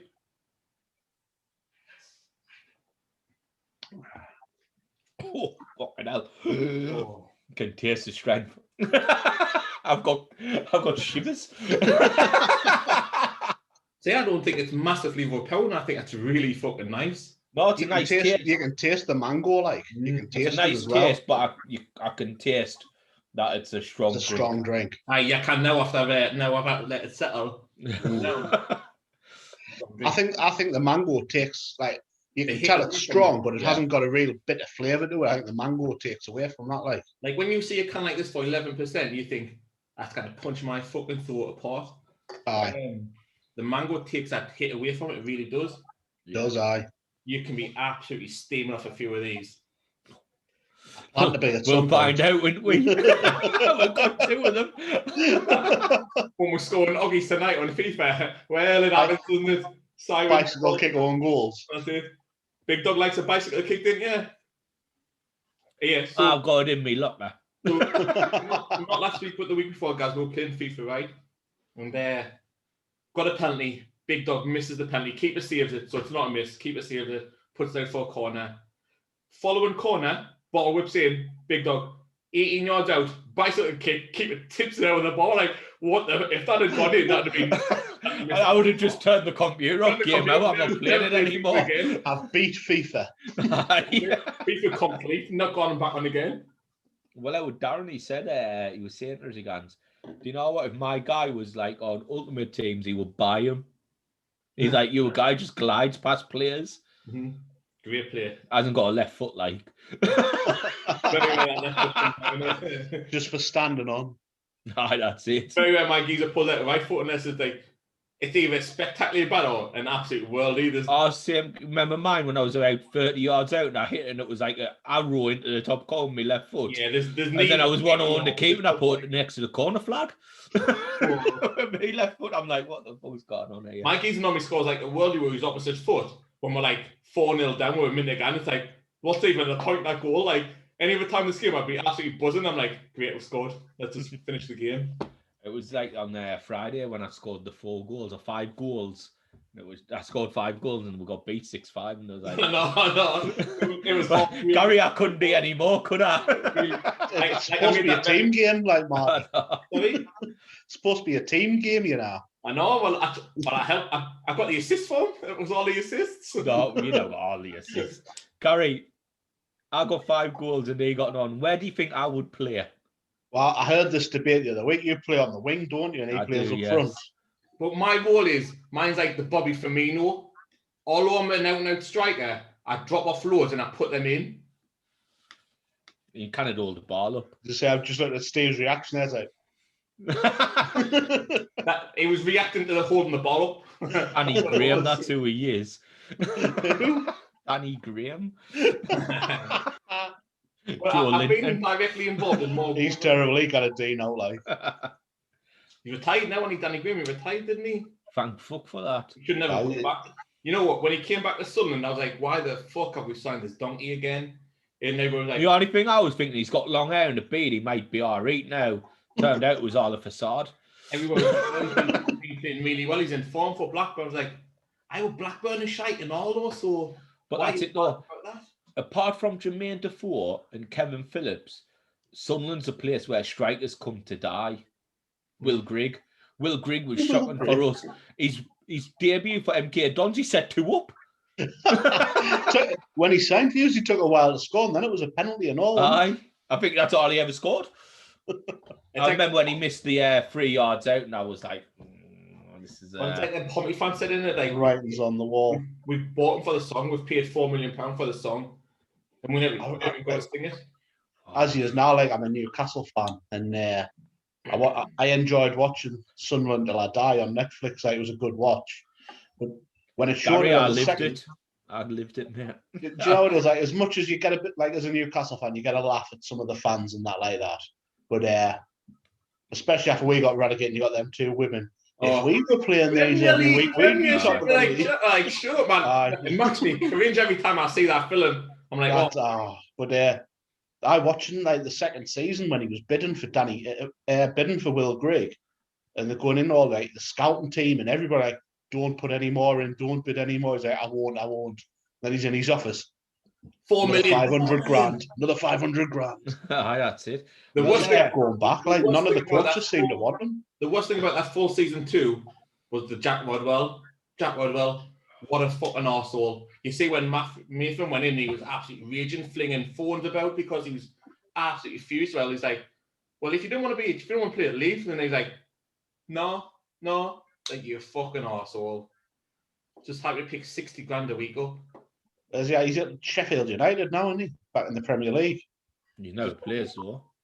He's like made a couple of opinions. I'm sure they've offered him a new contract or something. Because did he go to Blackburn from Hughes or something like that, didn't he?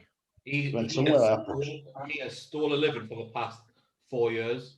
Well, he stole a living since he left Everton. Yes. I mean, and to be fair to the lad, cracking footballer when he was at Everton. Absolute world beater, like. Like, now he is. He's a class footballer. Went to Man City and he just obviously, when you get to teams like, especially when you're young and all that money, you think, well, I've made it now, like. If you don't break in and if you're not starting every week, then you can just might as well write the career off there. Jack Rodwell was bought by Man City because of a quota. When you go into European competitions, you need got to have a certain amount of people from the UK in your squad. That's all he was bought for. If he'd had a couple more seasons at Everton, he would have developed a lot more, and he probably would have gotten into a team like that, like on merit. But that cat's evil. She wants to be up on the table now because she's seeing herself. She's like, gonna get out with them. Like, hey, you fuck, get away. Like, she'll cut all the podcast off and everything. She's an evil cat. She hates people. Like, absolutely hates people. My sister, you'd think she'd love my sister. We're sweaty because when we go on holiday, my sister comes up and feeds her. She comes up and like change a fucking shit tree and all that. And she absolutely growls at her. She gets to bite her and everything. She thinks she's a blue dog. You think she was a rotty. She gets berserk. Tell you what, if you were sweaty, give her a quick boot. She wouldn't gonna hissing again. She fucking I was would. gonna, I was gonna say, did you call your sister sweaty there? Aye. Yeah, it's like a running joke, and she doesn't stink. She doesn't stink. Although we she's I know, but she doesn't. Like, I have a nickname for like all my siblings, so it's Auntie Betty, so Sweaty Betty. It's always went. It's like I don't even think I made it up. I think my dad made it up, and it just stuck ever since like years and years ago. Like got both. He didn't want to see other two nicknames of the brothers. He didn't want to know. Me two brothers, he didn't want to know. You probably heard about them on the Instagram TVs. It's the only way I've ever heard of me brothers, so you probably will have heard of them. I've got one brother, like his nickname's Sloth. Well, that's what I call him anyway. Well, I've got a brother. His nicknames is Plum, because he looks like PC Plum out of Balamory. And he also looks like Teabag out of Prison Break. What's his alias called again? Johnny Pearson. Johnny Pearson. Tell the story, Johnny Pearson. No, because he might listen to this and he'll get upset. You know what it's like. Hey, Johnny Pearson, what a story. I'll tell you what, Gary, next time I see you, I'll tell you face to face, so it's not all over the World Wide Web. But if anyone who listens to this wants to know, drop us a message and we'll tell you. Some wifey, I know Johnny Pearson from Tenerife. Oh, yeah, he's funny, Johnny Pearson. I love Plum, me. He's a good laugh. He's a good laugh. He's a fucking arsehole. He is an arsehole as well. He's a good laugh. I was in my phone as JP for a while. Now it's Teabag. Teabag. Fucking pedo bag when he walks about with a pocket out, didn't he? Well, Sauce doesn't. He's holding what Sauce's pocket. Aye, Sauce is the absolute trouser wearer in that gaff. Oh, 100%, 100%. But yeah, I'll tell you the nicknames for my brothers, guys. Like, you probably heard them, but I've got two brothers. I've got a younger brother and an older brother. And my younger brother's a batty. He's gear. So we'll call him the batty. And he doesn't mind. He takes it. He's a good. I obviously takes it. But he actually introduced himself to me as the batty. Aye. That's because he knows. And I'm the batty. Aye. Steve. Nice to meet you. He knows that, obviously. I know Stephen. He knows I've told Steve, obviously, he's the batty. So that's how he goes, right, oh, I am the batty. I'm the gay one. However, Mark said he was Mark, not his nickname. Aye. I'm Mark. Mark's a big lad. He's probably about 22 stone-ish. Probably between us, Gary. Probably between us away size. All right. Nah, Mark's bigger than News. He's a lineman, is he? Aye, definitely. I mean, he'll never move, but he'll centre, snap. Yeah, that's the idea. Like, don't move and double let him pass. But yeah, he's a big lad, so we call him the fatty. And so we've got the fatty, the batty, Sweaty. Everybody always goes, so who are you? I'm like, just the normal one. I was just going to say, what do they call you then?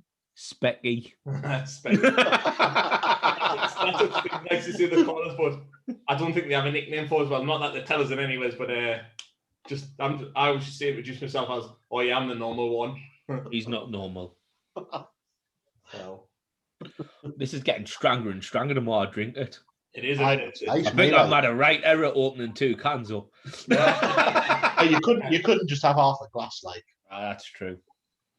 Well, I mean, I think it's nice. Glass now, and it is, isn't it? Not looking forward to pouring the second one. But I think the second one will go down a treat, mate. I'm enjoying this one, to be honest. I mean, I've only got, like, my glass looks tiny, doesn't it? I've only got the same size glass. I've only got like the bottom half of it, bottom third, but on the pint. But I'm surprised we haven't had a message off your Plum yet. It's 9 o'clock. Oh, he rang us earlier when he was driving home. I might be on FIFA tonight, but he's watching the why he's writing to it now. So, never watched it, like, but loads of people say best it's a good TV show I've ever like. seen. I love it, mate. I've not watched the Wire, but Big Dog keeps saying I need to watch it because I like Power. So Poor Man's Power is the Wire, or the Wire. Loads of people say I Power like is the Poor Man's Wire. Yeah. I like in the Wire. Is it Idris Elba in that? Isn't it? Idris Elba, Dominic West, I don't know. Idris, I like Idris. He's a class. Idris, yeah, string a bell, string. I mean, One of the baddies. I'll give it a go. I need to watch Idris has a that. bud. Idris has a buddy. Aye. I bet it's a class or our favourite player. Well, it was he wasn't really known when he I was to say it made him, didn't it? Aye. I like him in that Luther. Like, have you seen that way? He's the top. He's class in Luther. Aye, Luther's class. Aye, mint. That fucking trench coat thing he wears. And He must have a bit of money put away because his house is shit and his car's as old as me. Have you noticed that though? Whenever you watch like detective programs, the detective always has a shit motor. Do I like? Must because they get torched or something like that. Probably so. Let's get him torch the motor. Fucking hell. It's good the way you should give it a watch. It's HBO's done The Sopranos, Boardwalk Empire, 6 Feet Under, Sex and the City, Game of Thrones, and The Wire is the number 1 out of all of them. All right, I mean, I think this is like HBO ranked them all and said ranked them in there. The Wire was number 1, Sopranos number 2, and then 6 Feet Under number 3. I've watched all of them except Sex and the City. Like I've watched the other program. No, it's not my bag, right? But I'll give it a go. City. You watch Sex and the City? No, I haven't watched that one. I thought you said you had. I was like, what the fuck? No, I thought you were going to turn and say, what? You haven't watched it? I know that. I thought you said yeah. Boys. I tell you what, I used to did like to watch was the L Word. The L Word. Wasn't that about the lesbians? Yes. I mean, it's what I've heard. I'm not saying that either. Like, I think L Word. About that thing. The L Word's good, isn't it? I don't know. I've never watched it. I've just been told about it. It's great. Just in case my wife watches or listen to this, I've seen it. So the rating for the L Word is a 5 big dog star. It's 10 beads out of 10 on the bead. 10 out of 10. Supposedly, on my CSO, it's 10 beads out of 10, yeah. I mean, what I've been told. I reckon you've seen it, Lima. You seem to be quite keen to give it a 10. I think you've seen it. I've just been told about it. That's all it is. I've never seen it. I never seen One Night in Paris. I was just told about it. But, that's a good show, One Night in Paris. I was just told about it. I'd never watched it. Never seen it. But anyways, back to Doesn't give good head though, does she? Like, fucking gets about that much in. How I play the game. She doesn't look like she does anything good on that video. No. There's better ones out there. Page. I've seen that one. Who were we talking about? Was it last week or the week before? And we're seeing there was a celebrity, and we're like, oh, we need to look for it. And I just not look for. I can't remember who it was now. Tell you, anytime I see a woman in a TV show or film, I think she's good looking. I look to see if she's being naked. Oh, I think it was one of the right. You Google it, do you? Something like that. Movie? And Jessica Alba naked. Oh. Jennifer Lawrence, the moment Jennifer Lawrence dropped. Fuck, that was it. Came out for me. Jennifer Lawrence has not changed though from the get-go to now. She's beautiful. Yeah. But I'm a fan of Scarlett Johansson, mate. Like Scarlett. Well, my number 1 is Marty Nars is Olivia Wilde. I don't know why. I think it's a jawline. I like a strong jawline on a woman. Not like guns and that. strong jawline, nice set of shoulders. Jawline cut from Atlas. Like, dude, well, no, I don't like nice set of shoulders. I don't mean like absolute granite chin, but like a bit of shape. Like Johnny Bravo chin, will you? No, the jaw, not the chin. Just like when it goes down and then in. I didn't like when it goes. I see actually a bit of jaw. Are you a fan of the German shot putter team? The female German shot putters at the Olympics? No, because they haven't got about 4 jars, haven't they? And testicles, If you check Olivia Wilde out, you'll see how beautiful she is, and you'll be like, she's good, aye. Right. She is good, aye. No, she check is. out now because I can't remember who she is.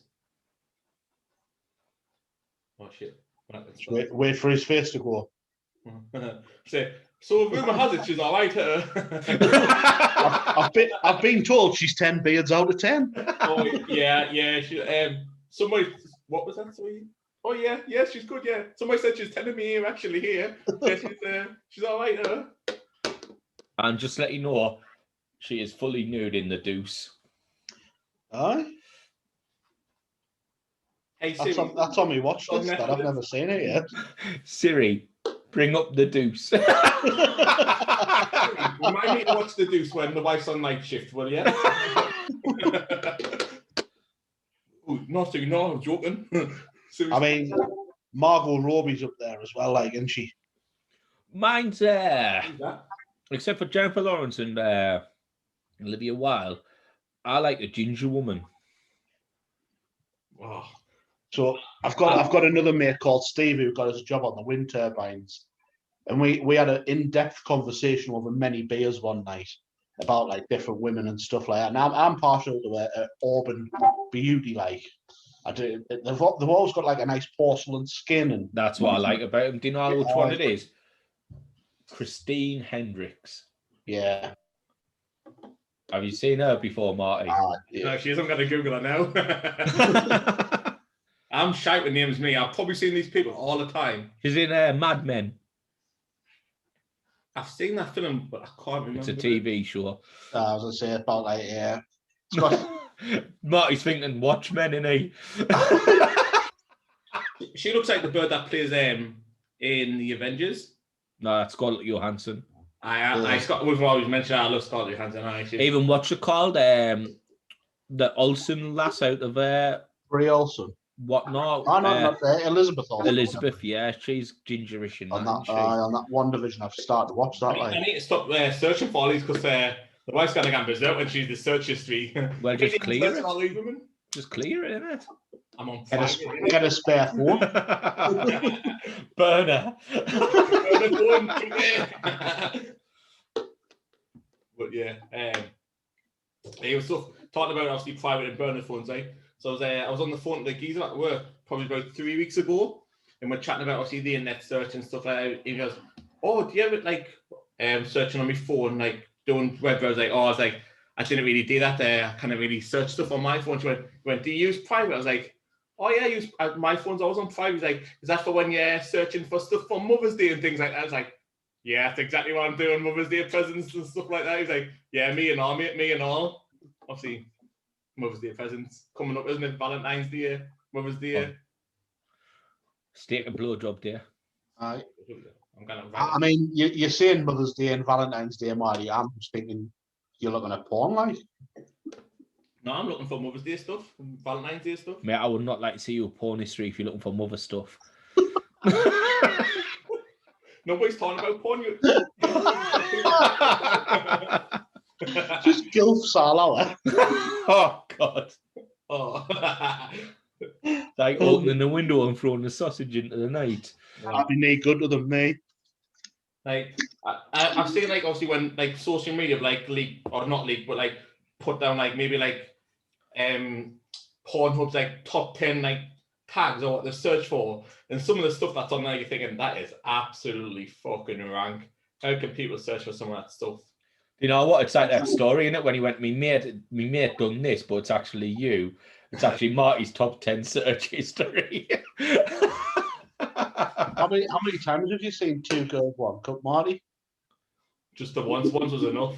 I was like, nah, grim. Seen what? Two Girls, One Cup. Liar. I don't know. You're not saying it? No. You'll love it. My viewer two reactions is I'm going to go with a no on this one. Like a car crash, like it's one of those things when you put it on, you can't like look away. Yeah, like, you can. Yeah. Marty said you can.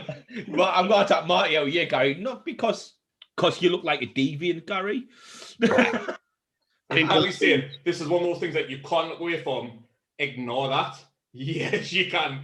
It's when you see that. Awesome. When you see that video, you're thinking, no. They're not shitting in a cup or something, are they? And what I mean by a car crash is that bad, you cannot not look. You can't. Surely is it something Brett would send us? 100%. Yes. Disgusting, like. But gives you a good name for a fantasy football team. None of Two Girls, One Schluck. See, I've got my fantasy football teams always being the same. Lasso Solid Crew. So's mine. Always Marty has Pull been. United.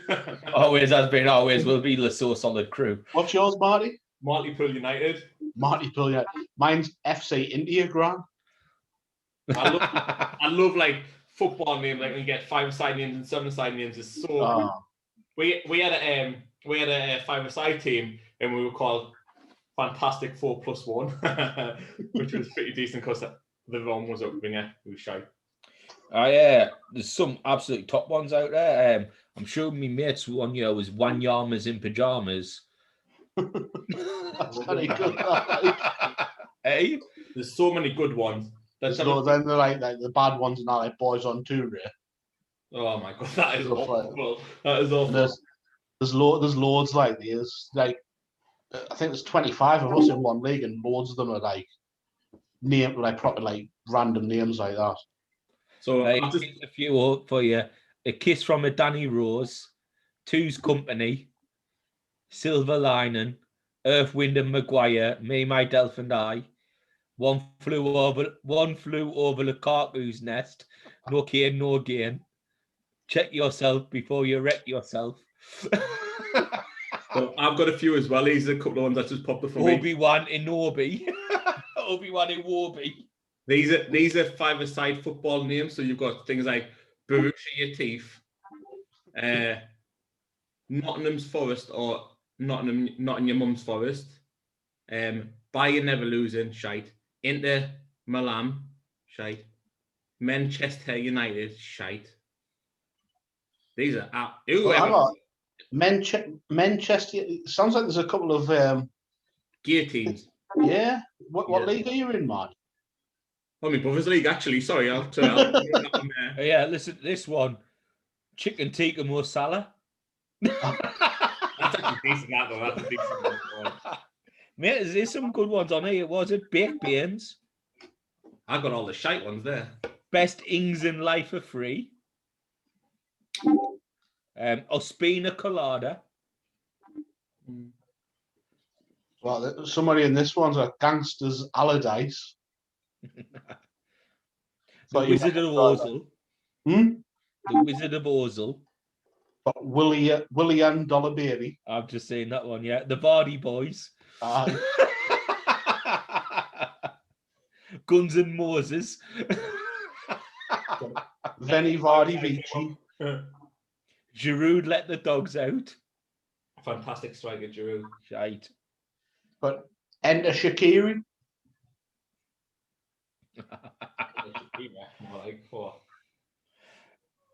Insane, like what's it called? Sarnia, insane in the membrane. I've got one here. So it's aimed at somebody in the league called Wilson. Wilson takes Mate. Luke Kyle Walker. Netflix and Chilwell. Decent. Like that one. Boom Shaka Laka. I've seen that one. Granite Shaka. Gilfy Pleasures. I like that one. That's a good one. That. So yeah, so we've come to the conclusion that there's a good few fantasy football names. I will leave with this one. Loads, won't there? Sesk on the beach. Yes, that's fantastic. Cesc is a fantastic footballer. Just to top it off there. I know we've seen some good footballers, but for me, Cesc Fabregas is one of the best footballers I've ever seen play. He's good all rounder, like midfield. He's played up front, didn't he, for Spain and Barca? Yeah. Has he retired, or is he still at like Monaco at the minute? I don't know, but I seen the other night when I was watching Arsenal last night. I seen David Silva was playing for No, it's Man United. Sociedad. Oh yeah, he's playing for Sociedad. I seen. I was like, David Silva was better than Fabregas. Oh, Silva was unreal, like 100%. I think they were different players. But you put different types in the world. Just going for like how creativity and technicality, like Silva. Marty, you like this one? Marty put Conor McGregor as one of the top 5 all-time MMA fighters. That's how we kind of take notice of him. Well, you can know if you go top 5 for MMA, so maybe not obviously the top 5 pound for pound MMA fights, but the top 5 for the business. He's got to be like 1 or 2. No, I don't look at. I look at top fighters, the top 5 pound for pounds. I would say Conor McGregor's nowhere near there. I would say he's got more chance of being higher up the pound for pound fighters for what he's done in different divisions than he has for being one of the best fighters. Like but he's not up there. He's lost too many fights. Yeah, he's lost too much to be up there. Do you know what it is, right? It annoys me because the UFC created things for Conor McGregor when you were riding the Conor McGregor wave. Conor McGregor was the first 2-weight champion. Yeah, only because he made BJ Penn relinquish the belt to go to another division. But you didn't tell Conor you had to do that. I let him. BJ Penn would have been the first ever multi-divisional champion. Anderson Silva could have done it. Well, that's it. Top pound for pound fighters: John Jones, Mike Mount Johnson, BJ Penn, George St. Pierre. Fucking mate, McGregor's Khabib. Fantastic. Diaz. I mean, can you look past Kamara at the minute? Diaz should have beat what's he called on. I didn't like Kamara. I don't like him as a person, but can you argue with what he's doing? I was there in Vegas when Colby got jaw broke. Well, that's it. He was jaw broke was from the second round, wasn't it? And he still carried on fighting. Everyone's like that. Or who should Usman fight next? And nobody said Colby. He's called out Masvidal now, hasn't he? Called Masvidal out. It's Masvidal. I broke his nose on 6 days' notice. He said, "We'll take a full camp and see what you can do." Masvidal's dodging a Colvin fight. He's dodging everybody. He's won that BMF title, that made-up belt. That was a farce. And he hasn't fought since, has he? Well, that's it. Like Nate Diaz would have beaten him if Nate Diaz's face is fucked. You flick Nate Diaz's face and it's gone a pour of blood. Like, it's got more scar tissue than that song by the Red Hot Chili Peppers, hasn't it? I could hit Nate Diaz and his face would split. It's just ridiculous how much scar tissue in a face. I heard he sneezed and he cut his own face sneezing like. Well, what I look at fighters, and I might be harping on a bit about Covington because I do like him, but Colby Covington basically fractured Tyrone Woodley's rib, and Tyrone Woodley tapped out crying in the fight. Wait there. He didn't at that point. Woodley was a beast as well. Screaming like a little bitch. That wince he let out, that was fucking unbelievable. Like, you've got to think, to be hit with that force, to do that then, and then you like... Usman Kamara, it was a decision against Woodley. At the time when Woodley tapped out, he was a beast as well in that weight. He was class. And he's just like he made that film, didn't he? With Stallone, Lock Up, was it? Locked Up. Escape Plan 2. Oh yeah, 3. Was it not number 3? It was one of the 2 or 3. Yeah, Batista's in number 2, isn't he? Aye. Have you not seen Escape Plan? No. The first one is the best with Arnie. Aye. That one's tremendous. It's all right. It is good. But I mean, my all-time favorite MMA UFC fighter, it's Big Country Roy. He was unreal. Brazilian Jiu-Jitsu black belt. I don't think I've ever seen him go to the ground with anybody. He just knocked people out. Do you know who my boy was, right? Because I'm old school. I used to watch UFC back in 2001, 2002. Frank Mir. Mir was a beast. He was class. What knocked Frank Mir's career was the when he broke his fibia. Yeah. The fibia is the one on. No, sorry, the femur, when he broke the femur. Your leg. He was in a motorcycle accident and it's a long time out. That kind of an injury in that sport where it's constantly moving forward. Yeah. People are getting better. If you're out that long, and he was jiu-jitsu as well, so you got to think. But it's like a lot of leg stuff on the ground. I mean, the toughest bone in your body as well. Your femur, so once that guns you. When they say that, but when it heals, I reckon it heals stronger than it was before it broke. It just takes a long time to get to that point. Yeah, but at that point, when you're getting booted in the leg, for your job, it's not going to. I was a big Chael Sonnen fan as well, just because he was shithouse like. The reason why I also like Frank Mir because he's the only guy I've really seen inflict absolute punishment on people. When he took the guy's shoulder out, when he broke the guy's arm. That was right. That But when he'd done that, everyone thought Frank was fucked because he was on the ground. He was working, wasn't he? He looked like he was grafting away. Oh, Mate, I think the worst injury I've seen is when Silver fought Chris Weidman the first time. When he kicked him with his the leg, shin. when he kicked that he's kicking his leg was gone like wobbly. His and leg he goes to step round. back, doesn't he? Yeah. Well, his leg wraps round. You see it when he kicks it goes his round. leg wraps round while it comes back, and then when he it turns into like a rubber band, doesn't it? It's like that was bad. Like, I mean, I'm looking forward to the fight tomorrow night. Me, like Derek.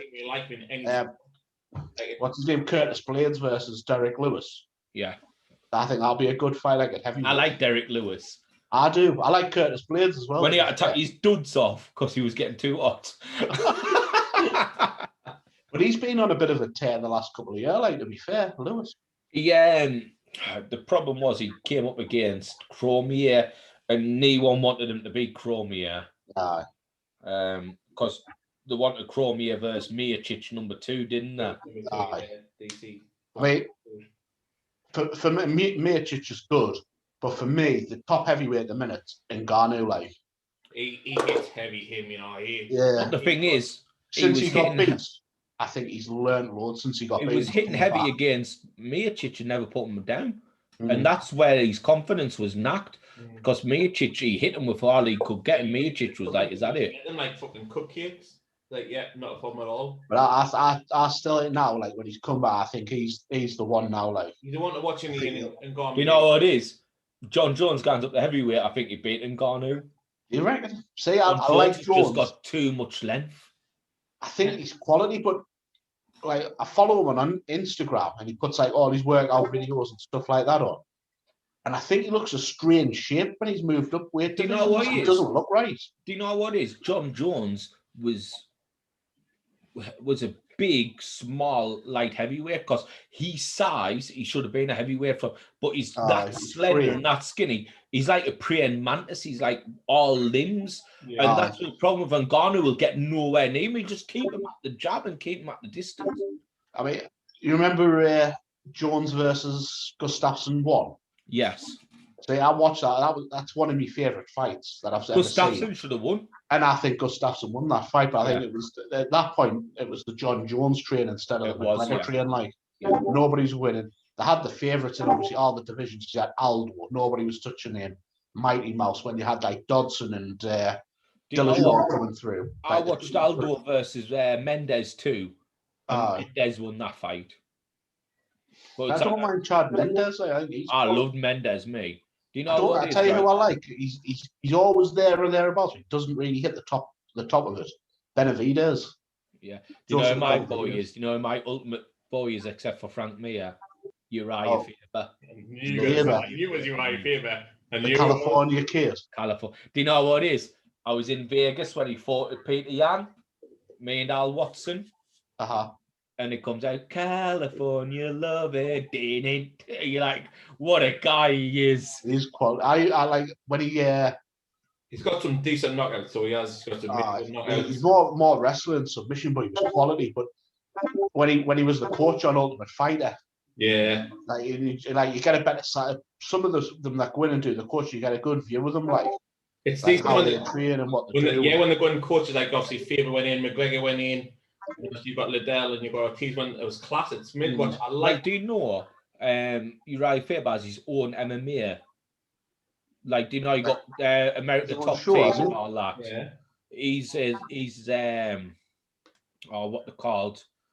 Who has Delta Force? Who has Delta Force? I don't know.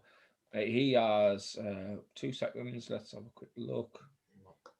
Because he fell out with Dillashaw as well, didn't he? When Dillashaw left with I only started really following UFC, not massively following, but I kept an eye on it from probably from like 2012. I started watching it from.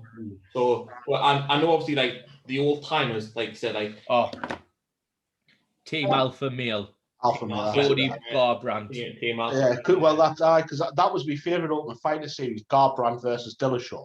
Yeah. So I remember watching Dillashaw in the Ultimate Fighter as a contestant as well with John Dodson. And like you watch them, like them two are going to go far, and obviously they did. But then when they were like coaching against each other and like Garbrandt was constantly digging him out, like about, oh, you're a traitor, you're this, you're that. And he's like, I've left it further my career. It's like if the striking coach wanted to come with me, he wanted to come with me, but I've gone because I want to do this, and I've won it. And then when they fought, Dillashaw absolutely destroyed him. I didn't expect that. Like. No, do you know what it is, right? Cody Garbrandt hurt Dillashaw, and Cody Garbrandt has learned from it now. But he what looks he good coming back. him, and he just rushed in and got clipped. And that was the problem. If he hit him, if you watched him against, I think he was too much heart in the fight. Because if you watch him against Dominic Cruz, who schooled Dillashaw, Cruz went down. He never rushed in. He took his time. He won on points, and he always had Dillashaw. He always had Cruz at that length. His heart ruled his brain. When he all Dillashaw was in trouble, he ran in because he got, I'm going to fucking end this bastard. Yeah. And got all emotion after what had happened. Like, if he kept him at arm's length like he did against Cruz, Garbrandt would have beat Dillashaw. Yeah. However, getting back onto it, Henry Cejudo would beat both of them. Do you think? Henry Cejudo beat Dillashaw in 42 seconds. He's retired now, wasn't he? Cejudo. Triple G. He's Cejudo. It's like dynamite, and he's just dynamite. He got who was it? He did in the Ultimate Fighter. He got a load of grief when he went in. Then all he had was his bit judo. He had nothing, but he absolutely dominated. Like, well, he fought a guy and got beat. Who was the other team captain? I can't remember who it was. And they fought, and he got beat off him. He got beat on points. However, Cejudo got 2 points took off him for low strikes. Yeah, and they were very dubious. However, he fought him afterwards and beat him like 3 rounds to 0 or 5 rounds to 0. Did he not? Was it not Uriah Faber that Cejudo fought? Was it not up against Faber? No, there were different weight classes. Cejudo at the time was the lowest weight. Cejudo was the only person to this date who's beat Mighty Mouse Johnson. When Dodson came close a few times when he fought him, didn't he? He had a few fights with him, they were always good. Yeah, but he never put him away. Cejudo was the only one who's beat Mighty Mouse, and then he went up the weight and then chinned Dillashaw in 42 seconds. Like a fucking snake. Can you not remember when it was Conor McGregor and what's he called? And Uriah Faber? What about that Dillashaw? Uriah the snake. Yeah. It was good. It was a good. I like watching the Ultimate Fighter. It's a good look into it. I like watching. It always pops up on Instagram on Facey when there was one. I tell you who it was that Cejudo fought and got beat off in Ultimate Fighter. Benavidez. Yes. Just Googled it like put eye. Yeah. Do you know what I like? Oh, go on, Mark. You were saying something. Sorry. I was going to say I like when I would see clips on Facey on Insta when they go to like the Ultimate Fighter house when they're all in the mansion and stuff, and like they've got the 2 teams, and it's absolutely boring as fuck. And Dana has to go in and go, look, you're going in there just to fight somebody. I want to see some knockouts, otherwise none of you fuckers are getting signed for the UFC. What needs happening? Like, if you're happy going to get the victory, that's not going to cut in here. I want to see a fucking knockout. And Dana just got in and lays the law down and like, shit. Uriah Hall in the Ultimate Fighter was an absolute machine, wasn't he? He was knocking people out from the ground. I'll tell you who else was Sugar Shane when he was in there. I wanted to bring this conversation to Sugar Shane because for me, like, I know you didn't like McGregor, but we've had this conversation before. McGregor is brought the UFC to the iPhone. UFC now would not be without Conor McGregor. Probably not the money machine. That's it. You can probably deny it as much as you want, or you might agree, but I'm just going for piss.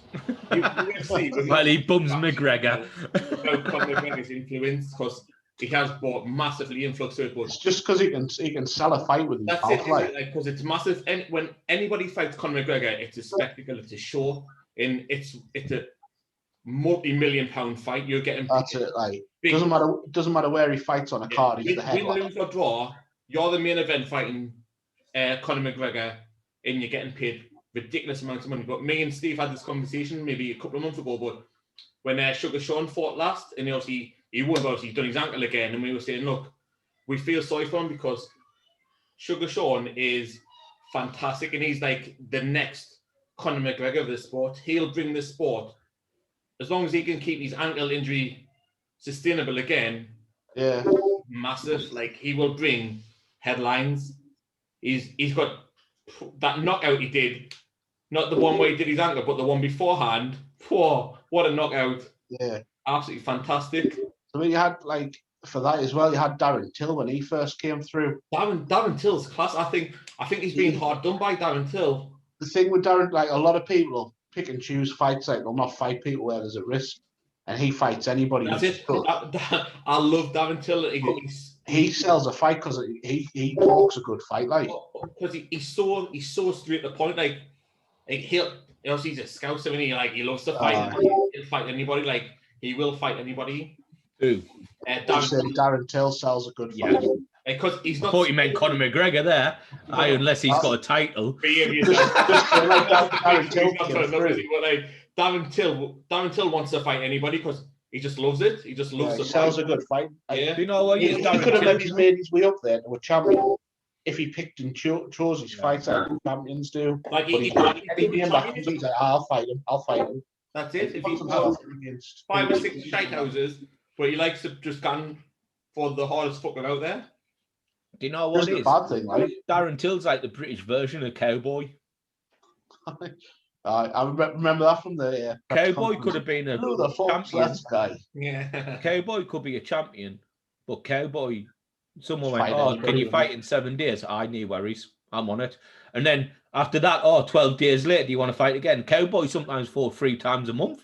And he shouldn't have been cleared medically. He's supposed to have so long off between fights. Anyway. That's what's fucked him in the long run now.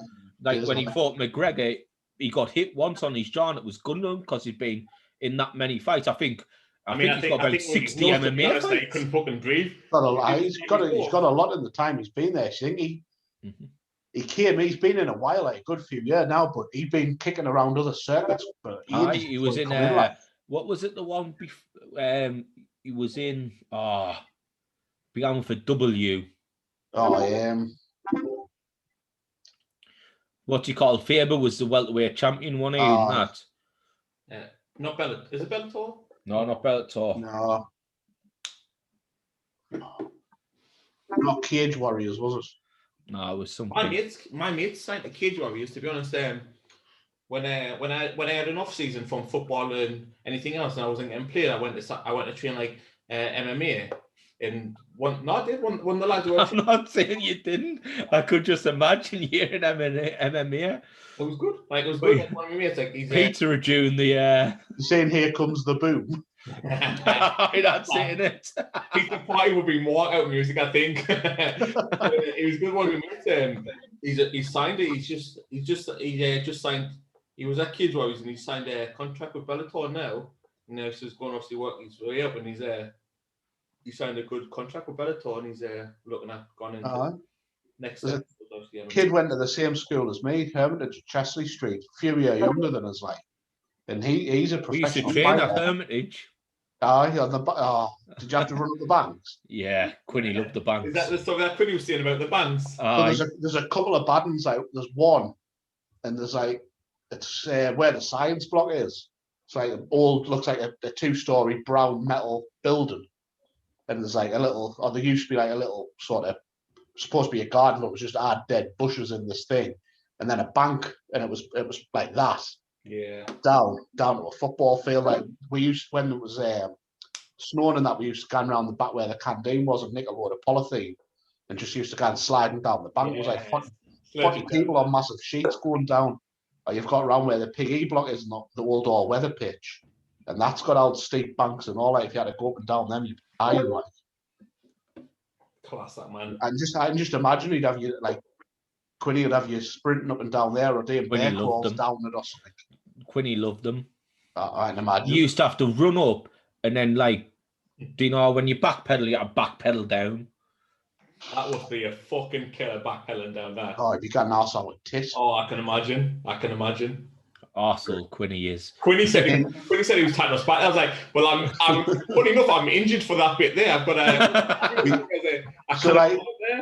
when lockdown ended and we were back at training through at Washington, like I was like, do you know Joel on the team, Marty? Yeah, I've been there. I've been there for a while now, you know. No, but like when I've been there, you haven't been there all the time. Oh yeah, probably vice versa. Like, aye. But when we were allowed to do a bit of like tackling and stuff, you were there when I went up against Joel. You schooled him, didn't you? He was just blowing past stuff, and I was like, I just want to have a go against the biggest, like. So I took him down, but I hurt my thigh the second time when I went up against. So I got him down. My thigh went, and it was got. Marty, you were there. You were there. That's Phil Healy then took Joel out. He took Joel out the next play.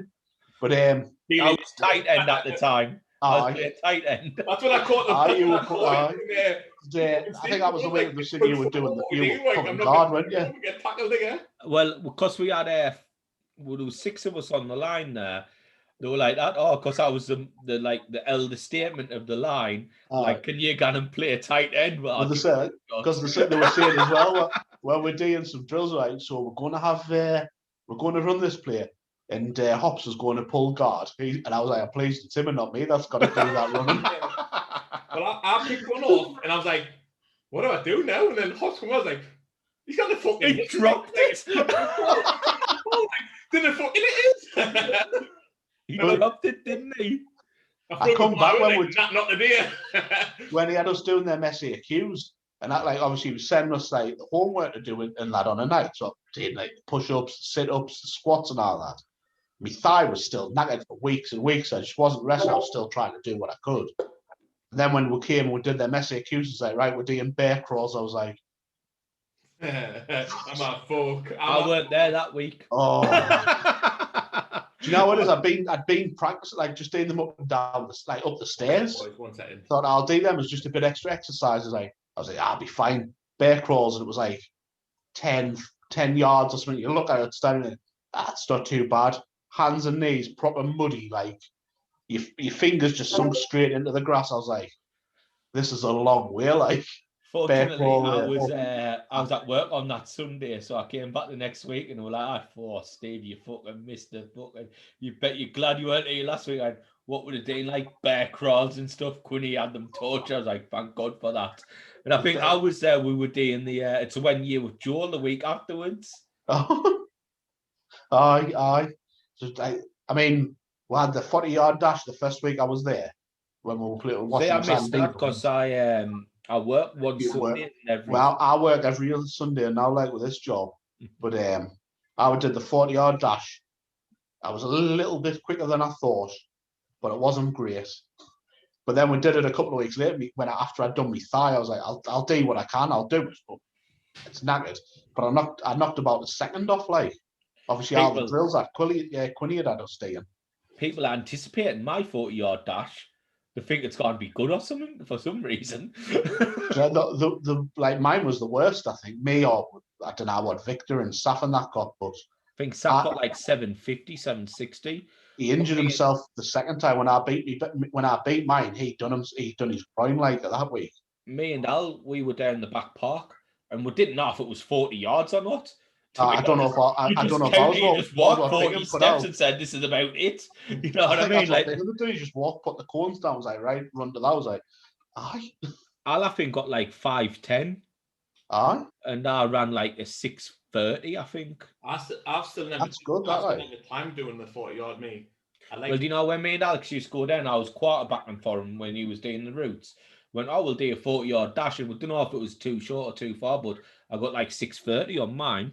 That's good. The thing is, I'm a big lad, but I'm quick off the mark, but I can't keep it for distance. Like the first 10, 20 yards, I'm good, and then I'm like peter out. I used to say, like, with being a big lad, just tilt forward, like, and gravity does the rest. Just tilt forward and gone. Mine, I'm just like my pace is deceptive. I shouldn't look like. I said that. You always say mine's deceptive because I shouldn't look like I should be like nitty, but I'm like really good. Like I'm quick on my feet, and I think it's because of playing football. Used to being a winger, so I've got quick feet, and I think I can move my feet really well.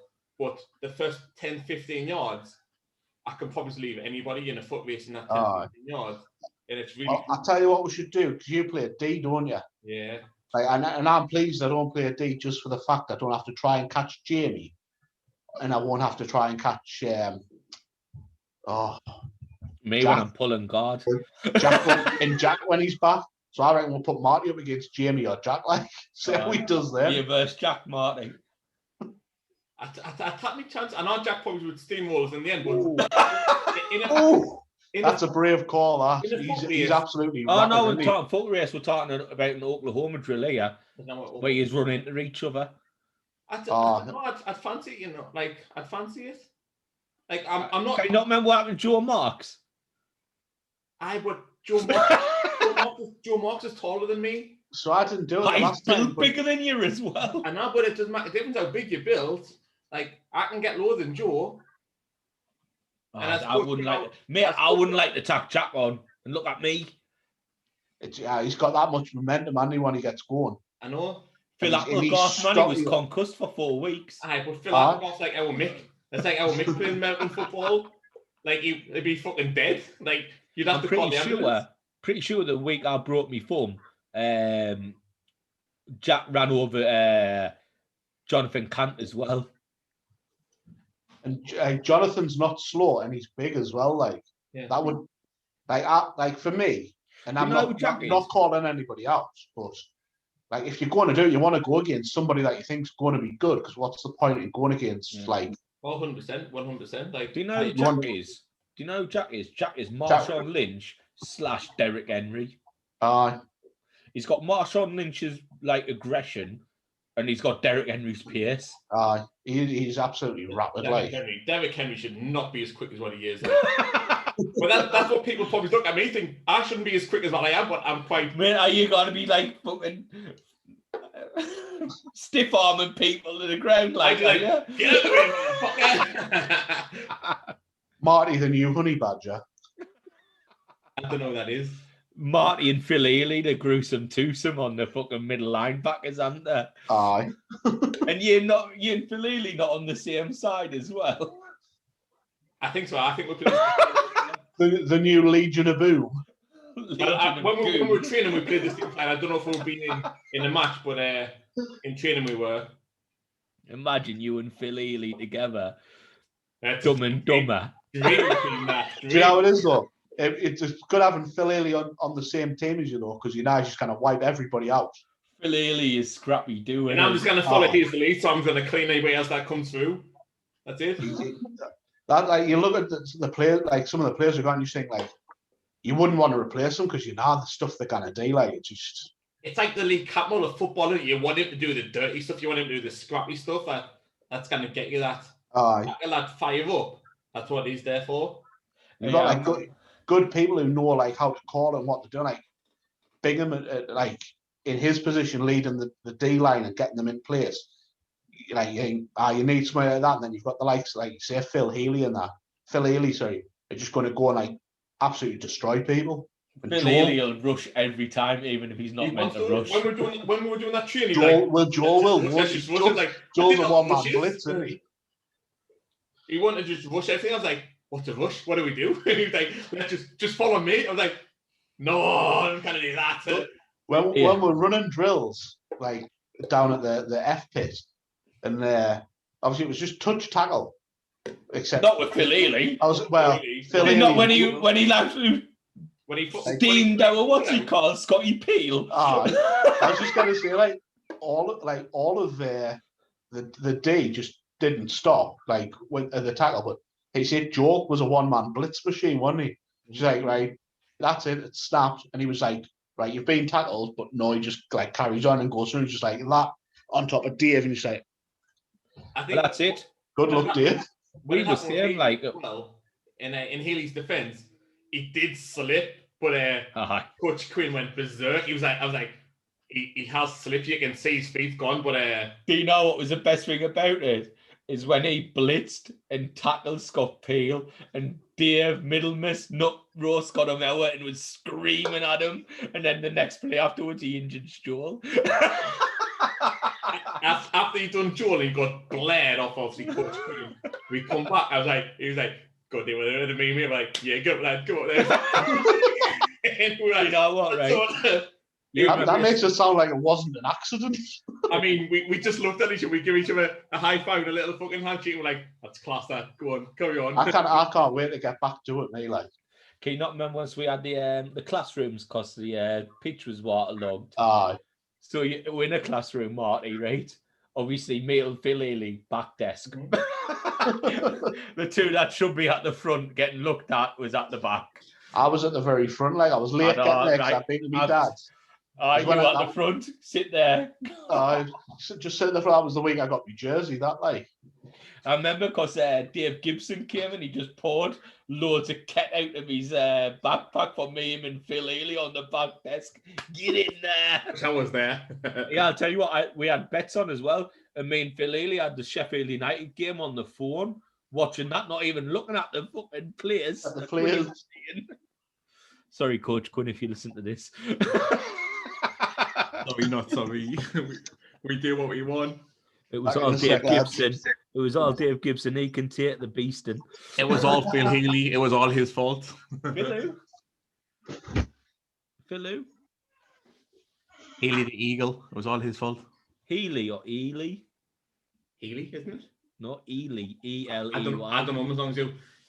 Healy the Eagle. He's still saying Healy.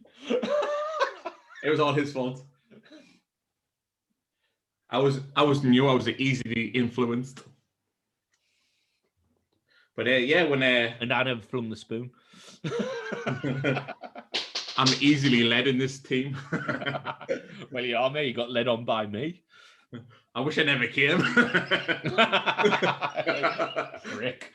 I was pulled to the pond. It's like that saying the mountains of Muhammad and stuff like that. I seen you when we both got a message there of the Grub Barrel. I see you reading it for ages, and I was like, I'll read that later. No, I was just reading what you sent us. Oh, I seen that when the Grub Barrel message tagged us on a post on Insta. Oh no, I haven't looked at it. I looked at it and I was like, we looked at the same time. I was like, oh, you must be looking at that too, reading it. I haven't looked at it. Oh, fair enough then. Cool. I didn't know what you're on about, Marty. Somebody's followed us though. Don't know who. Paul Jefferson. Aye. Don't know, but whoever he is, but appreciate that. Right. Well, we've been fucking hell. We'd be half an hour on here. Right. It's been good crack, like. Gary, you know our scoring routine better than us by the sounds of it. I do. I might like, but I'm giving it 10 for the can. What about for the pour? I'm giving it 10 for the pour as well. I'll give it a 10 for the pour. It was a cracking pour. Yours was the better pour, so I will have to go for yours. So I'm saying for the taste, I'm gonna get a 10 for that as well, like, because it wasn't bitter, it was nice. Yeah. Is Honeymoon's attacking the 10s across the board, guys? I reckon it is. I'm going 10 for value, just for the pure. Was about 4. I was going to say you can't knock this for value. It's 11%. It's fucking. It's an absolute for me. Yes, I'm going to go a 9. 9. Verdant is 10%, and I think Verdant tastes better than this. I've not had the Verdant yet. I think Verdant's taste is a totally different taste to this drink. Yeah. But if out of the two I was going to buy, I would buy the Verdant. I wouldn't give it a 10. I'll give it a 9 though. That's fair. I think it's a crack. Like I've had a fair few of the Siren ones, now the lighter ones, and that's the best one I've had. Like, okay. Well, even for the more sessionable ones, it's just. I would agree with you guys. I would give it a 10 as well. I would give it a 10 across the board. It's strong, and you've got that bite, but then it's smooth. It doesn't hurt. Like, yeah. So what's the price, Marty? Was £4. £4. Yeah, I'm going to give it an 11 out of 10. But I would say it's a solid 10 contender, mate. Like, overall, I'll give it a 10, 10, 9, 10. So we'll give it a 10 out of 10. It's going to get a 10. Your 1-9 cannot knock this as a 10. No, it wouldn't, because it shouldn't. Majority rules on that one. Yeah, 10 out of 10. So Siren, the tickle monster. Siren tickle monster. The tickle monster. The tickle monster. What a fucking drink. To be honest though, when I bought it off Siren, it had 2 googly eyes here. And if it come with them googly eyes on, you win a prize, don't you? You win something. Got a 12. If you get the googly eyes on it, like if on the site, the website, when you're ordering, it says about the googly eyes. If you get one of them and you win something. Well, they were never going to send it to me after I asked it for the fucking bottom of the barrel. You should imagine. Here's 4 free cans, Marty, for promoting it, And you get more. and you get the googly eyes. Simon, use Beard Bros 10. How's googly eyes on this one? Liar. Liar. That would have been the first thing you'd point out. Look, it's got googly eyes on. Mate, Yeah, like but I would you have said noticed that. I went, Marty. Did I give him the ones with the googly eyes? I mean, that was my can.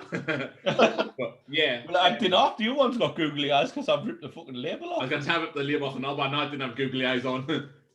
I checked all 4 of them when they came and none of them had googly eyes on, which I was kind of disappointed about. But I think I've had like 4 of them now. And I'm like, well, I hope I get them eyes. I don't know if it's just like a certain amount of order or something you win. I can't remember now, but I mean, I'd imagine it was like Brewdog, you know, when they did the full gold can.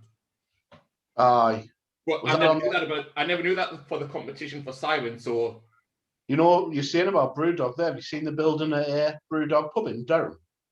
yes, I've seen. They're doing 32 new venues across the world. Durham's Well, getting Bingham one. tried to get one, didn't he? Did he?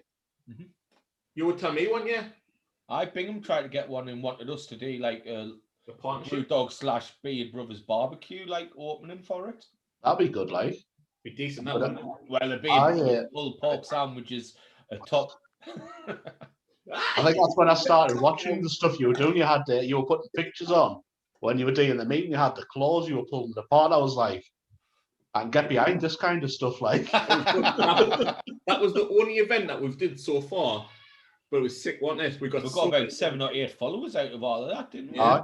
I've got We had a vegan. This is probably the best comment we could ever have. We had a vegan who said, if I was going to turn from non-vegan to vegan, this would be, or a vegan to non-vegan, this would be the Bobby that I would come from. Like, obviously this is said in joke on the podcast, but I would have said, sorry, we don't want your kind of eating meat. but we never knew she was a vegan. Or veggie, wasn't it? Veggie, so you're not a vegan. Weren't a vegan. Veggies aren't so bad. Veggies aren't so bad. Aye, veggie. She went, if I wasn't a veggie, this would be the type of food I would gun for. I was like, oh. So the steaks and stuff what you put on, I'm just like sitting there eating a ham sandwich. I'm like, we got 2 you people diet, I'm going for this food here. We got 2 people come up to us and ask us for my maple syrup glaze recipe. I refuse to give them it. Well, tricks of the trade, isn't it? I'm sure if we're being Beer Brothers, it's our maple syrup. Who created it, Marty? It's a part of the Beer Brothers brand. Have you not thought about trying to put that glaze or sauce in a bottle and getting it in the shops, like Beer Beer Brothers Brothers glaze. glaze? I think that's Gotta be Years down the line, Gary. yeah, I was Got gonna to be the next step. I think you're doing your food on Instagram. You've got your brewskis. You've got your podcast. What we're looking for, Gary, is looking for Siren to make a Beer Brothers a brewski drink. Oh. They've got a new one out. I've seen. Let's say the picture's like looks like a Greek sort of mythological god person, sort of blown me. on a grey can. I think that looks like a Beard Brothers kind of thing. Like. It's on. Well, Hopster's out. Hops is the one. Hopster's is out. Yes, Literally. Oh, that's the one where it looks like that picture, doesn't it? That's That's it. That is it. Find a photo now, just so we can pull it up. But yeah, that's ours, right? We got this created for us, right? We own the rights to this picture. Aye, I was down with my mum's the other day, and she was on about something. Says, "Oh, I'm going on a podcast for a couple of the lads that from football that do like the food and drink and all this." So I was telling my mum and like fella, I was saying, "Well, get yourself. You're not on Instagram anymore. Get yourself on and just give this a follow." So I was trying to get him just to create an account and go on it. Like, and, I was like, "But they've got these food boards," and I was showing like where you've got like your steaks and like, the chips and all that, the boards with your logos on. I was like, "It's cracking that, like it's proper branding stuff for you, like, and your hoodies and that. If you just get them out there, you need to speak to Dave Gibson about getting the merch sold." Fucking Del Boy Dave. We've got merch, but it's something that we haven't pushed as much because we Pandemic, we can't get it done, really. Yeah, we don't want to push. Like I follow a few things on YouTube now, and they've got the merch stuff on there, like pictures of the t-shirts and stuff like that, and people just order it straight from YouTube, like. Yeah, I think with ourselves at the moment, because we've obviously branched out a few different ways. We don't want to, like, pull off too many branches of the tree that we can't fucking contain at the moment. So that's right. Like, you don't want to spread yourselves too thin. We're happy with what we've got at the moment. I mean, like I said, this podcast only became really because Boris put us in lockdown and we needed something to keep Brewski's going, something to keep Beer Brothers going. Where originally, I don't know if we were never ever going to do beer. But now, it was Beer Brothers food, isn't it? We never came into this sketch to do beer. It was never on the cards. But for the fact that we couldn't do food, go out to review food in restaurants, which we wanted to do, we need something else to keep us ticking over until the time being. And this is where Brewski's came from. So who doesn't like beer at the end of the day? Like, it's been a hidden gem, I think, like that. Everybody was beer. But 1 second, this was Hopster. Oh no. That's quality, that's Hopster, and we were like 100% the picture, isn't it? I was like, my kids went, is that Big Hops? Like, no, it's not. It looks like him. Like, it looks like half our logo. It's like, you know what? Nick Dust. I was like, how have they got in there? I was like, you know what? I love that your kids call us Big Hops. Well, I called Steve the other day, right? And Christina went, Steve? I was like, oh, I'm Hops. She went, why the fuck have you called him Steve? I was like, I think it's because Doris calls him Stephen. I was like, and I think I was talking about you and your mum. She's like, I've never heard you call him Stephen. I'm like, I'll probably never call him Stephen again in my life. But yeah, Big Hops. Hops, what I call it. And that's what the kids know he has as well. But yeah, like I said, Brewski's came from the fact that we couldn't go out into review restaurants and pubs and for Scran, so we needed a different avenue to keep us moving forward. But yeah, we've got merch. We do it on like a order basis, really. It's not massive at the moment because. But if you watch us on YouTube, you see our friend who was on before you, Gary, had our t-shirt on. Marty had a gang change. Like I had a gang. I came with my Sunderland shirt on, my blue Sunderland shirt. Steve was in his Beer Brothers shirt. The Grub and Barrel came on with his shirt that he bought from us, and I was like, "Fuck, I'm the only one out here." I was like, "I need to get a change." Like, I ran upstairs. There was no shirt upstairs. I was like, "I'm going to put the black one on because I don't want to go white, so I don't want to have 3 people in the same white shirt." And I was like, "There's nothing upstairs." I was like, "Where the fuck can this be?" I was like, dryer. I was like, ran downstairs, check the dryer. I was like, get this on. Knee hiding on this. I was like, get up, we're hiding this shirt. I was like, this is ridiculous. But yeah, it's nice when you see other people with our gear on, and our reaction. Yeah, it's good. Well, it's good. It's like when you went into Vox the other day, because when we buy stuff, I normally buy it through Beer Brothers. Yeah. If me or Steve will get it, but it'll go through Beer Brothers' name. But Steve bought it through his own name, through his own email. And then when he went to pick it up from Vox, they were like, "You're Beer Brothers?" He's like, "Yes, I am." And that's mint. I love that's good, like getting recognition for that. Class. But you probably will get loads of like local breweries and things like that looking to see now. Like just starting to promote like loads. And I mean, was it like 27 weeks or something on Instagram? 27 episodes. We've got 23 episodes on Instagram. 23. We've got 24 because Marty one fucked up. No. I never said you fucked up. I never said you fucked up. I said one fucked up. I said Marty fucked up on one. No. I never said that. Yeah, one fuck. After we did an episode, who was it for? Hopefully Northern Monk. It was a really nice beer. I watched the Northern Monk one. Yeah, it wasn't great. But we did a beer maybe about it was probably about 4 weeks, 5-6 weeks ago before Christmas, and we did a beer. It was really nice.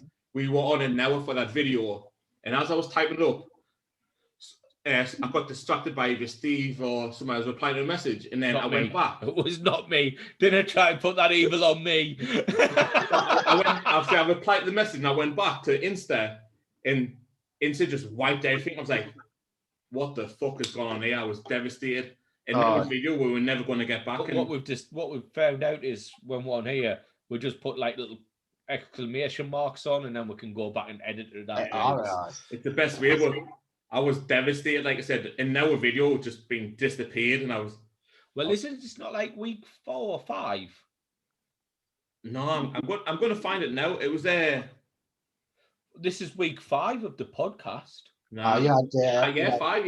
Yeah. Week 5. Yeah. Because we had just me and Marty, Quinny, which we couldn't get rid of. Rand St. John, Rand, and then we had just me and you, and then we've had Chiz and Gary today. Yeah, so this is our 5th week, our 5th podcast. Yeah, this is absolutely flew over. So like with them, I listen to them in the car when I'm on my way to work. So it's like an hour drive now for like to get to work. So I'll whack it on and listen to it, and then listen to it back. The early one with Chiz on as well. But no, the good crack like the first one, the one with Quinny on was good. Like I was going to say we were trying to wrap up, and Quinny was just keep talking. Quinny's always a character, isn't he? So I was going to come on this one. And I was going to come on like you know we always have the laugh with him when we do like the zooms and stuff like that. I was going to come on like lie into one side when he can. I was like, no, because he'll beast as a trainer like. I don't think Quinny listens to these. I don't think he's got podcast technology. well, he commented early on today, seeing what time's on, because I think Mikey might have put on, or Quinny put on. I was like, oh, it'll be about 8 o'clock, but it's going to go straight to podcast, this one on YouTube. It's like, so it'll be on from tomorrow. I was waiting. I've got the notification on Instagram when it's going live. So me phone like guns off like and puts it up, so I get to watch. Barry, we'll be honest, you are our number 1 fan, I believe, on Instagram. It's good crack, like I like it. It's good watch. Like. What legit from like minute 1 to minute end, which is mint, which is what we want. I enjoy it, like it's just the banter and that. Like I get people just dropping in and out for 5 minutes, which is still class. I still appreciate that, because obviously everybody still every view that we get or every like interaction is massively appreciated. Yeah. One second, boy. So the one that we didn't get was Face from Pina Colada. Oh, I like that one as well. I know you did that. That was it there. Oh. Pina Colada from Face. That looks like a canny beer, like. It's a good pour. Well, Gary, there's a story behind it. That was my pour, Gary. That's my pour. Do you know what it is? That's what I watched for. That's the reason I mainly tune in now, for the discussion of who's got the best pour. Yes, me. every week, Martin's like, well, I've got the best pour there. And then Steve's like, no, you haven't. Steve's like, what are you fucking Gary, who's got the best pour, me or Marty? Do you know what it is? I would say maybe 60-40 your favour, like Steve. Yeah. There's a fair few where Marty's are better though, and you're like, nah, mine's better. I'm like, nah, Marty's got a better pour on that one. That 60-40 split has come from yours. My first shite. But I'd do exactly the same. Every time Marty says this is best, I'd be like, nah, mine's better. Like, I would do exactly the same. Flat as a witch's tit, I'd be like, nah, mine's better than yours, mate. Definitely. You know what is Marty's? If he has a bigger head, he goes, oh, well, you want a bigger head. But when he's got the little head, he's like, well, you want more beer, didn't you? You gotta win. I'll tell you how I judge it, right? Like when I pour a pie, obviously I used to run pubs and that, right? Like that's what me hospitality degree was in. About a fingertip from the top, little that's finger. That's mine all the time. That's how I. Thumb all the time. I think I've seen 1 or 2 where it was like 4 fingers. Aye, that was the first few pours, but now I'm like... Lately carried a big like a line of coke, hadn't they? A slug of coke. No, but let's review the beer. Let's finish it off. So, what did we give it? 10 overall. 10 across, aye. But the tickle monster from Siren. Absolutely. Remember, beer brews 10. Let's get there. Calm down. Absolute. You've had a pint of this. Absolute fantastic beer. Unfortunately, I think you're going to be unlucky to get this one now because they're out of stock. It's like rotten horse shit. Yeah. If it's that good, like again, I 100% recommend this without a doubt. It is a lovely drink. Would you agree? 100%. Like over Christmas time when we were having a big crap on Facebook and like Dave Gibson and that was on, I was saying I had some of it then, and I was like, I'm putting off drinking it because I'll find myself waking up on the kitchen floor or something. Me after I've had a few cans, That's what finishing off with that at 11%. You know it's a good beer. That's when you know it's a good That's beer. it. And then when I had it, I was like, you know what a beer it is, like. What a beer. Like for being 11% beer, it doesn't have that like fucking hell. Nah, it doesn't blow the back of your head out, does it? Like all the way. But you can like you said, when you have that first taste, you can tell it's a strong beer. Yeah, it just doesn't resonate strong. I think it's like the mangoes and the fruit in it, like that sweetens it so much. Aye. It's a really dangerous drink. It really doesn't have a bit of taste, just goes down smooth, like. So nice, yeah. Do you know what? It is a dangerous drink because I've had a pint of it and it is very dangerous. I'm going to let you know. I think we'll people that we'll put this up there with Verdun's dangerous drinks. We have an elite drink category, and this has to be in that elite with Verdun's 5 AM. Yeah, but Verdun's 5 AM is better than. Yeah, but we're not talking about whose is better. We're saying in the elite category. Oh, but do you know what they are? They're in the dangerous category as well with key lime lager. That they're that in the dangerous category. 4.5%, 5%. That is fucking elite. But it's like you're drinking lime juice. That is the least. Just keep going on us. Yes. Yeah. You don't You don't think you're drinking lager, you're just drinking bump, one after the other. Have you had that one? I need to get some of this 5 AM, mate. Like, I need to try it. Have you had key lime from Tiny Rebel?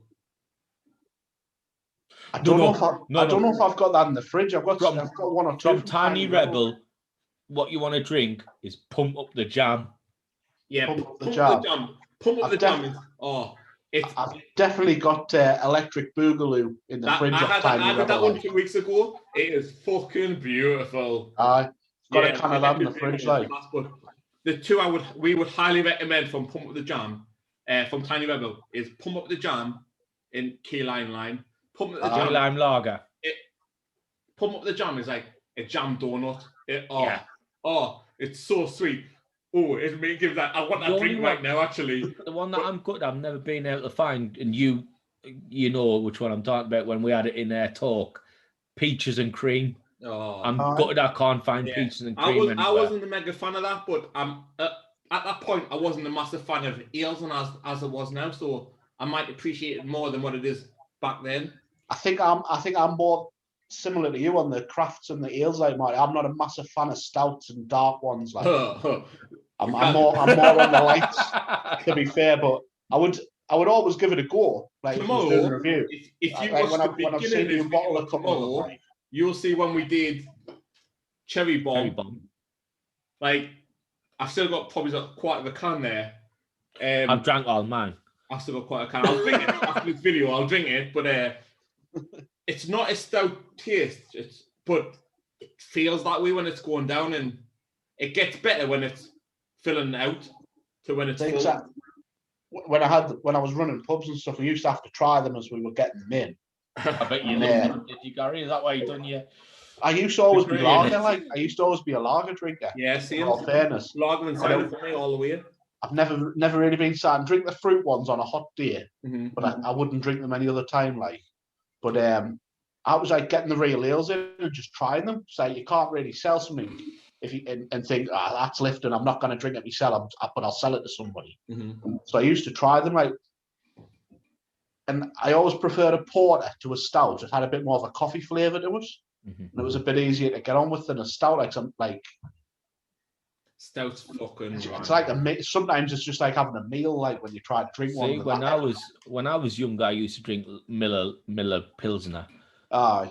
But I like the Pilsner. If I went to the pub with like my uncles to watch a football or something, I would always drink either Boddington's or Trophy. I can get away with the bodies. Fatty drinks a Trophy all the time. Fatty still drinks Trophy now. Trophy's lovely. And get away with the bodies, like. And bodies and all Boddington. You can neck a Boddington's, like. Boddington's lovely. It's just honey in it. Nah. But when we did them neck and pints the other week, I didn't like it. What's wrong with you? Nah. I tell you that, like, my dad, when he started to be a bookie, he left his job as an insurance salesman. He went to be a betting shop manager. What a guy. And he was training up in Scotland, and he was coming back, and he was bringing back, they started drinking Caffreys. So I was like, 12, 13. So on a Friday night, I'd go in the kitchen to get myself a drink and then say, I'm going upstairs to play on the PlayStation. I was just lifting a couple of cans out the fridge and getting upstairs, like. Well, But got like having the Caffreys. Yeah, Caffreys is unreal. I used to. Can I just say something quickly here? I've just getting a message in a group chat off Marty saying, Cass, one of our mates, Cass, FIFA at 10. It's 6 minutes past 10. Obviously, I meant 10:30. I mean, this Siren's a great drink, isn't it? 10:30. But I think the worst drink I ever had when I was underage was Stones. Like, I love the Stones, Stones, mate. oh, me and my mate, like he still lives near us now, Mark. We're at a barbecue, and like my father and like his stepdad that were all, they had Stones for some reason, and we nicked a couple of cans. That was sitting at the bottom of the garden, like out the way. Everybody like trying to have a slide drink, cracked open the Stones, had a mouthful, and hid it away. Well, me and my mates did that at my nana's when I was maybe about 13, 14. We used to stay at my nana's every other Friday, and she used to hide a beer in a tumble dryer because she would never dry her clothes during the day. So on a night time, she would never dry her clothes. So she used to hide it in the tumble dryer, and when she went for like a piss or something, we used to kind of like snack in the fucking tumble dryer, take a can. So we'd be in the living room, she'd be in the dining room watching our telly, and we used to throw the can behind the telly when we were finished with it. And we never knew it probably till about maybe 3 or 4 years ago. When I got into it, she goes, remember when you used to stay at mine? I was like, she went, I used to find them bees every Saturday morning, you know. I was like, no, she went, I'd be behind the telly. I was like, yeah, she did. You and Rob, you little bastards. I'm the. But at the time, did you just think the cans disappeared on the road? Yeah, of course. Like, even at that point, I was up and over the town, coming back on us like the months to come. How old were you? 23? last year. But Orangi Boom, what it was? Orangi Boom was what? Orangi Boom. Jesus Christ. I mean, I used to love it. Like, I was like I said, 13, 14, and we used to nick our Orangi Boom and fucking get steaming off a few cans. Oh.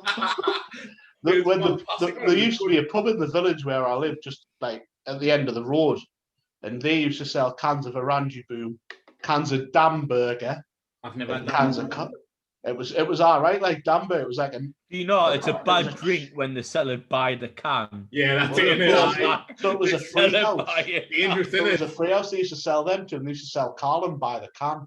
And they had Carlin on draft as well. And if you're having a pint of lager, I'd rather drink Carlin than Foster's, like.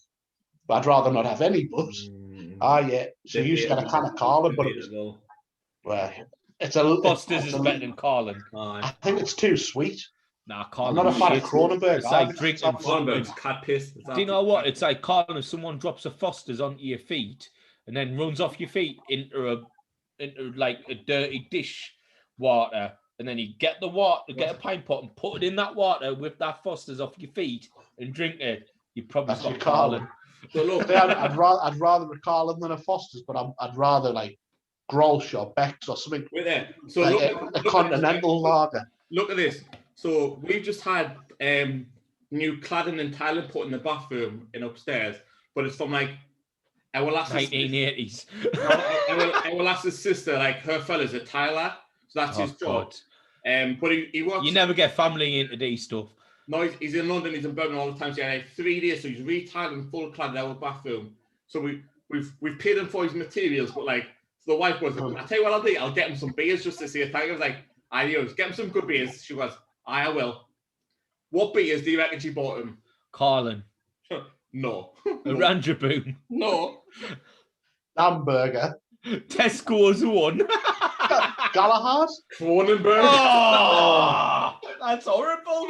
She bought these back. I went, I hope they're fucking enough for me. She went, no. But for Paul, I was like, cut them back. Go and get a refund. I was like, no. Do us a favour, you cannot give him that. I was like, Hang on a minute. Whoa. Let's back this up a little bit, haven't we?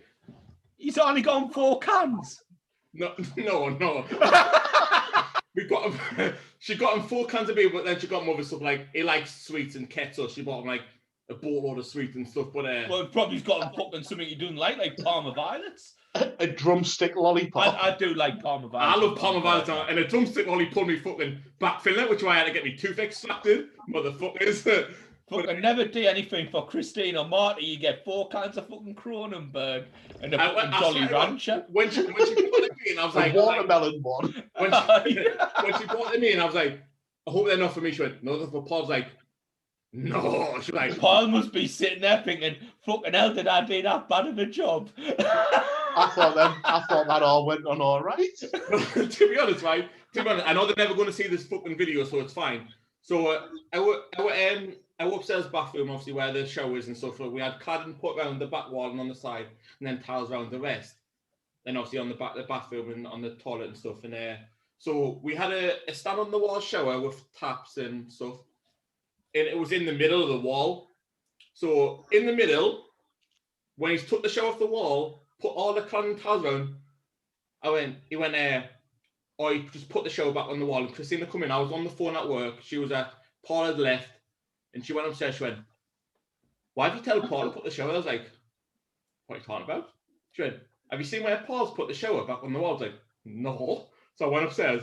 Literally, the corner of the wall is here. He's put it about 3 inches away from the corner of the wall. And I was like, why has he done that?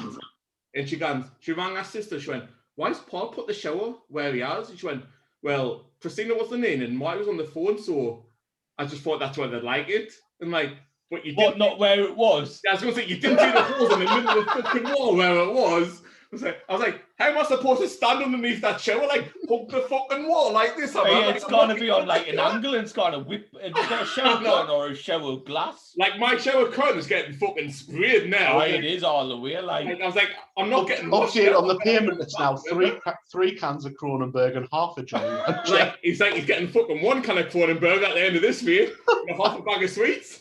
You got to get a Kronenberg for every 3 inches you move it from the edge of the wall. Every Kronenberg for every inch you move it. He's getting like 2.5 cans a year. And she bought him pint cans and all. Jesus Christ.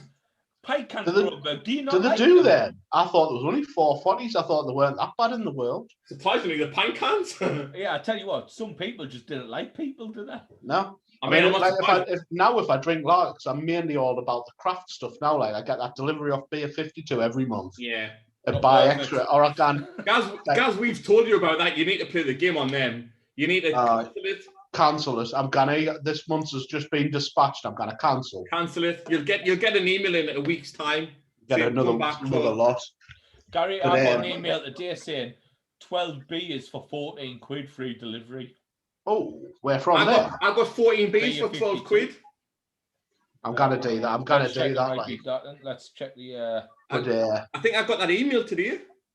I did as well. When I got them ones from Tesco's the other day when I went down, it's 4 cans for 6 quid. Like. Oh, sorry, 10 craft beers for just £14 delivered. Aye, that's the one. That's all right, like. Aye. Gary, you cancel it and you just fucking inundate you with fucking emails to try and get you back. And then you buy them beers and then you just cancel it again. I'll tell you that. I'm off tomorrow, so. Well, message us and we'll give you the discount code for it because you get a code for it. I've got a card somewhere. So when I got my first delivery, so when I started my job at EE, we got all these discount things. So I signed up and I got my first case for free and paid like £4 delivery. But I clicked to get the extra 2 drinks, so I got 12 instead of 10. And they didn't charge us for it. It said it was an extra couple of quid, but they never charged us. Yeah. When I come, they give us a free card for a free, like to sign up for free. I've already signed up. So I've still got that, so I'll cancel it and I'll just sign up again, use that and get a free one. Email, that's all it's about. Right, we're going to have to wrap this up with being 3 hours. Jesus. What do you do with 2 hours, sure? It is, to be honest, like we came on with Gaz about maybe about quarter past, 20 past. Just after 8, aye. Just after 8. It's been class, on it. Like I've really enjoyed these. I've enjoyed it, mate. It's been good crap. And then the Grub and Ball before. It's been such a great podcast tonight. It's been a mint episode. I've been away, like Steve will tell you, we've been having a bit of crack on Zoom for football and in the chat. I've been well looking forward to getting on this. Like, he's been gagging for it. Since you started doing it, I was like, I'm gonna get on that at some point. Like, it's mint, like I said, with people like yourself, like just fans of our page, like followers, like it me and Steve always scream out for anybody to come on. Like, even if you didn't want to show your boat race, just kind of audio only, like. We ask for that all the time because we get it when we do IGTV, people don't want to come as videos like people are scared to show. Like I spoke to somebody from Beyond the Way, didn't I, boy, on Insta the other day, and they've just hit 1,000 followers and they're doing really well. Aye. And he said, look, I'm quite shy when it comes to cameras. Like, we do it all on Zoom now, so come and just show like audio. Like that's all we want. We don't want to even need your face because we just want it for the podcast. If you watch that solicitor thing, you can whack a cat filter on, can't you? I seen that one. I seen that was kind of funny. That one. I'm not a cat judge. I'm here. I'm not a cat. Like that's ridiculous. But yeah, we'll want anybody to come on the show with us. We've just for our podcast mainly, but we'll always put on YouTube or Insta how we're doing them as well. But 100%, it's been good crack, like. No, we massively appreciate you coming on. Like, I've enjoyed it. I've enjoyed it. Like, if you're ever stuck for a guest, like, and if I'm off work, I'm need bother. I'll come and have a beer with you. Like, yeah, we know you want to come on for a while since we started. Oh, yeah, it's good crack. Like, I like the drink. That was lovely. Oh, I like the drink. I'm generally good now. They've got any more of it. I might message them saying, "Can you script another few more cans out of the battle? Can you?" Well, Tell you what, I've got a double punk in the fridge. I'm going to try after that. I finish this one. I think I'm going to get a double maximum on the go after this. Aye. I even might get the Swedish blonde out, or I might get me rosy. I've got a Swedish blonde there. I might get a Swedish blonde on the go. I've got her upstairs. Like, I'll Helga. Oh, sorry, lads. I've got some Maker's Mark, and I'm going to have a Maker's Mark. That's what I'm getting this week on payday. I'm going to get that salty dog rum, like. Oh, beautiful. Going to go and get myself a bottle of that. I'm going to get that out as well. I've got a kind of double punk in there, like, so I'm going to give that a try. Right, boys, we've got to have to wrap this up because we're getting well above our. This is just an episode. Here. This is turning into now like my dad's bigger than your dad. That's all it's turned into, be right. And I know my dad's bigger than your dad's, right? So let's just leave it there. Well, I don't know. My dad is. But yeah, we'll leave it there. But no, honestly, Gary, it's been a real pleasure having you come on the show. It's been good crack. Like, I've thoroughly enjoyed myself. Like, really appreciate it. Like putting yourself forward to come on the show as well. Massive help for us, so we really appreciate having maybe one day we can get a few lads off DC all on at one go and have a 2-hour episode of about 3 or 4 just drinking and having a bit banter and that'd be good. That like, if we have more than one person on here, it's gonna be chaos. But chaos reels, doesn't it? Like when we over Super Bowl weekend, them drinks were having, it was all good banter with everybody on one. It was good. Can you imagine, like, well, Super Bowl day when the big dog never came on. No, do you know why? Because I watched the NFL and I always mean how Dave talked to each other. He rings us, and me and him were talking during the game, and we only got to the first quarter, and like by the time I finished, I just didn't want to watch the rest of the game because it was annoying. The first quarter, we all switched off, but we just still chatted like for the 3 hours banter. I was speaking to Dave. That's why I didn't want to like say to Dave, "No, I'm not going to be talking to you tonight," even though I've talked to him every game this season. That's because me and Dave couldn't be in the same room at the same time, wasn't it? That's why. That's it. That's it. We're like that Spider-Man, like, huh? What's going on here? But it was good. Them pints with the presidents was good. This has been mint like, but we'll have to definitely host one of them and record it for the podcast, which will be mint. Aye, that'd be good. Crack that, like. Right, Gary, we're going to have to say goodbye to you, mate. I'm doing apologise. I'll not do it, Quinny. Cheers, but thank you, Gary, for coming on. We do really appreciate it. You have a great weekend, mate. It's been a pleasure.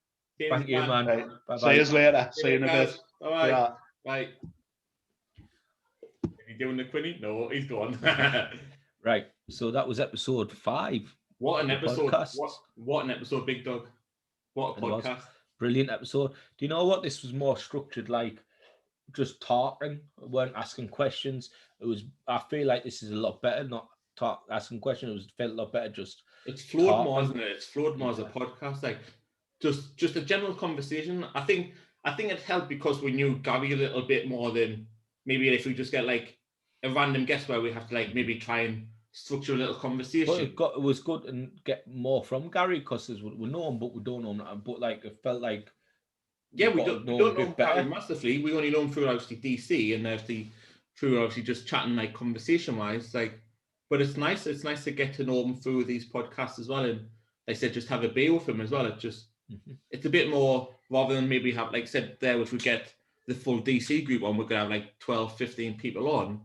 But getting to know somebody like on a 1 to 2 level, That's nice to know, isn't it? But yeah, I've really thoroughly enjoyed this 3-hour podcast.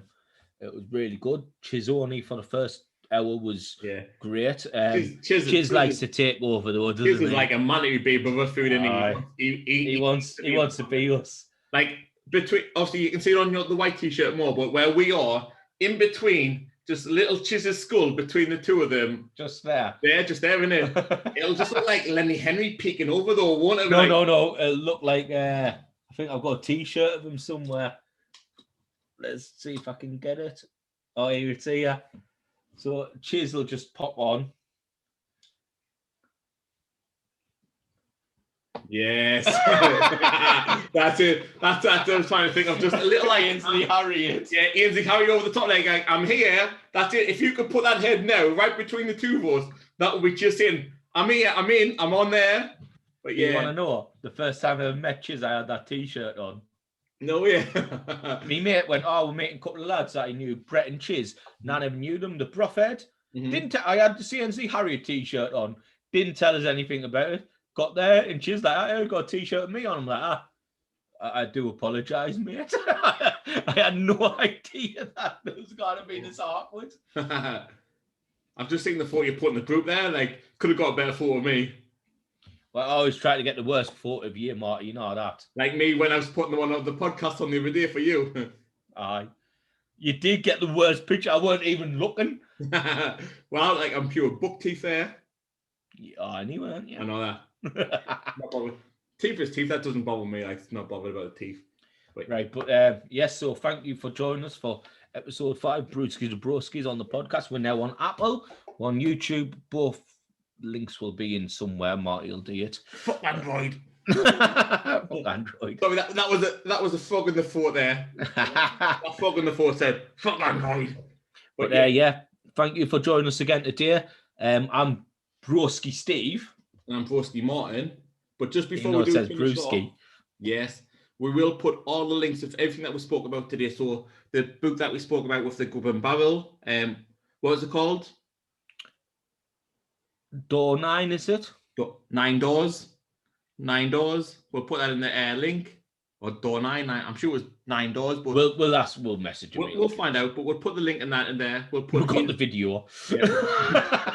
we'll rewind. We'll put his Insta handle. I'm sure he's only on Insta, so we'll put his Insta handle on there for you. We'll also put in the Play IPAs. We'll put theirs in, and we'll also put Cherry Bomb in Siren. We'll put Siren. We'll put S43s on. We'll put all the drinks we've had on to be honest, in there, so you can give them all a look. Imagine again, use Beard Rose 10 in Siren. We haven't got nothing sorted for the other two yet, but we will let you know in the near future when we do. But again, from my side and from Steve's side, drop us a like, drop us a comment, drop us a subscribe, and a review on Apple Podcasts. We would really appreciate it. If you could leave us a review saying it was good, it was shite, we don't really care. Just let us know what you thought of it. It would really help us massively. From my side, from Steve's side, thank you very much. We really appreciate it there. Anything else, Big Dog? No, that's it, mate. Thank you for your time there. Thank you for listening. No. And you have a lovely weekend or lovely week, whatever you listen to. And thank you for subscribing. Definitely. Take care. Stay safe. See you, Big Brothers out.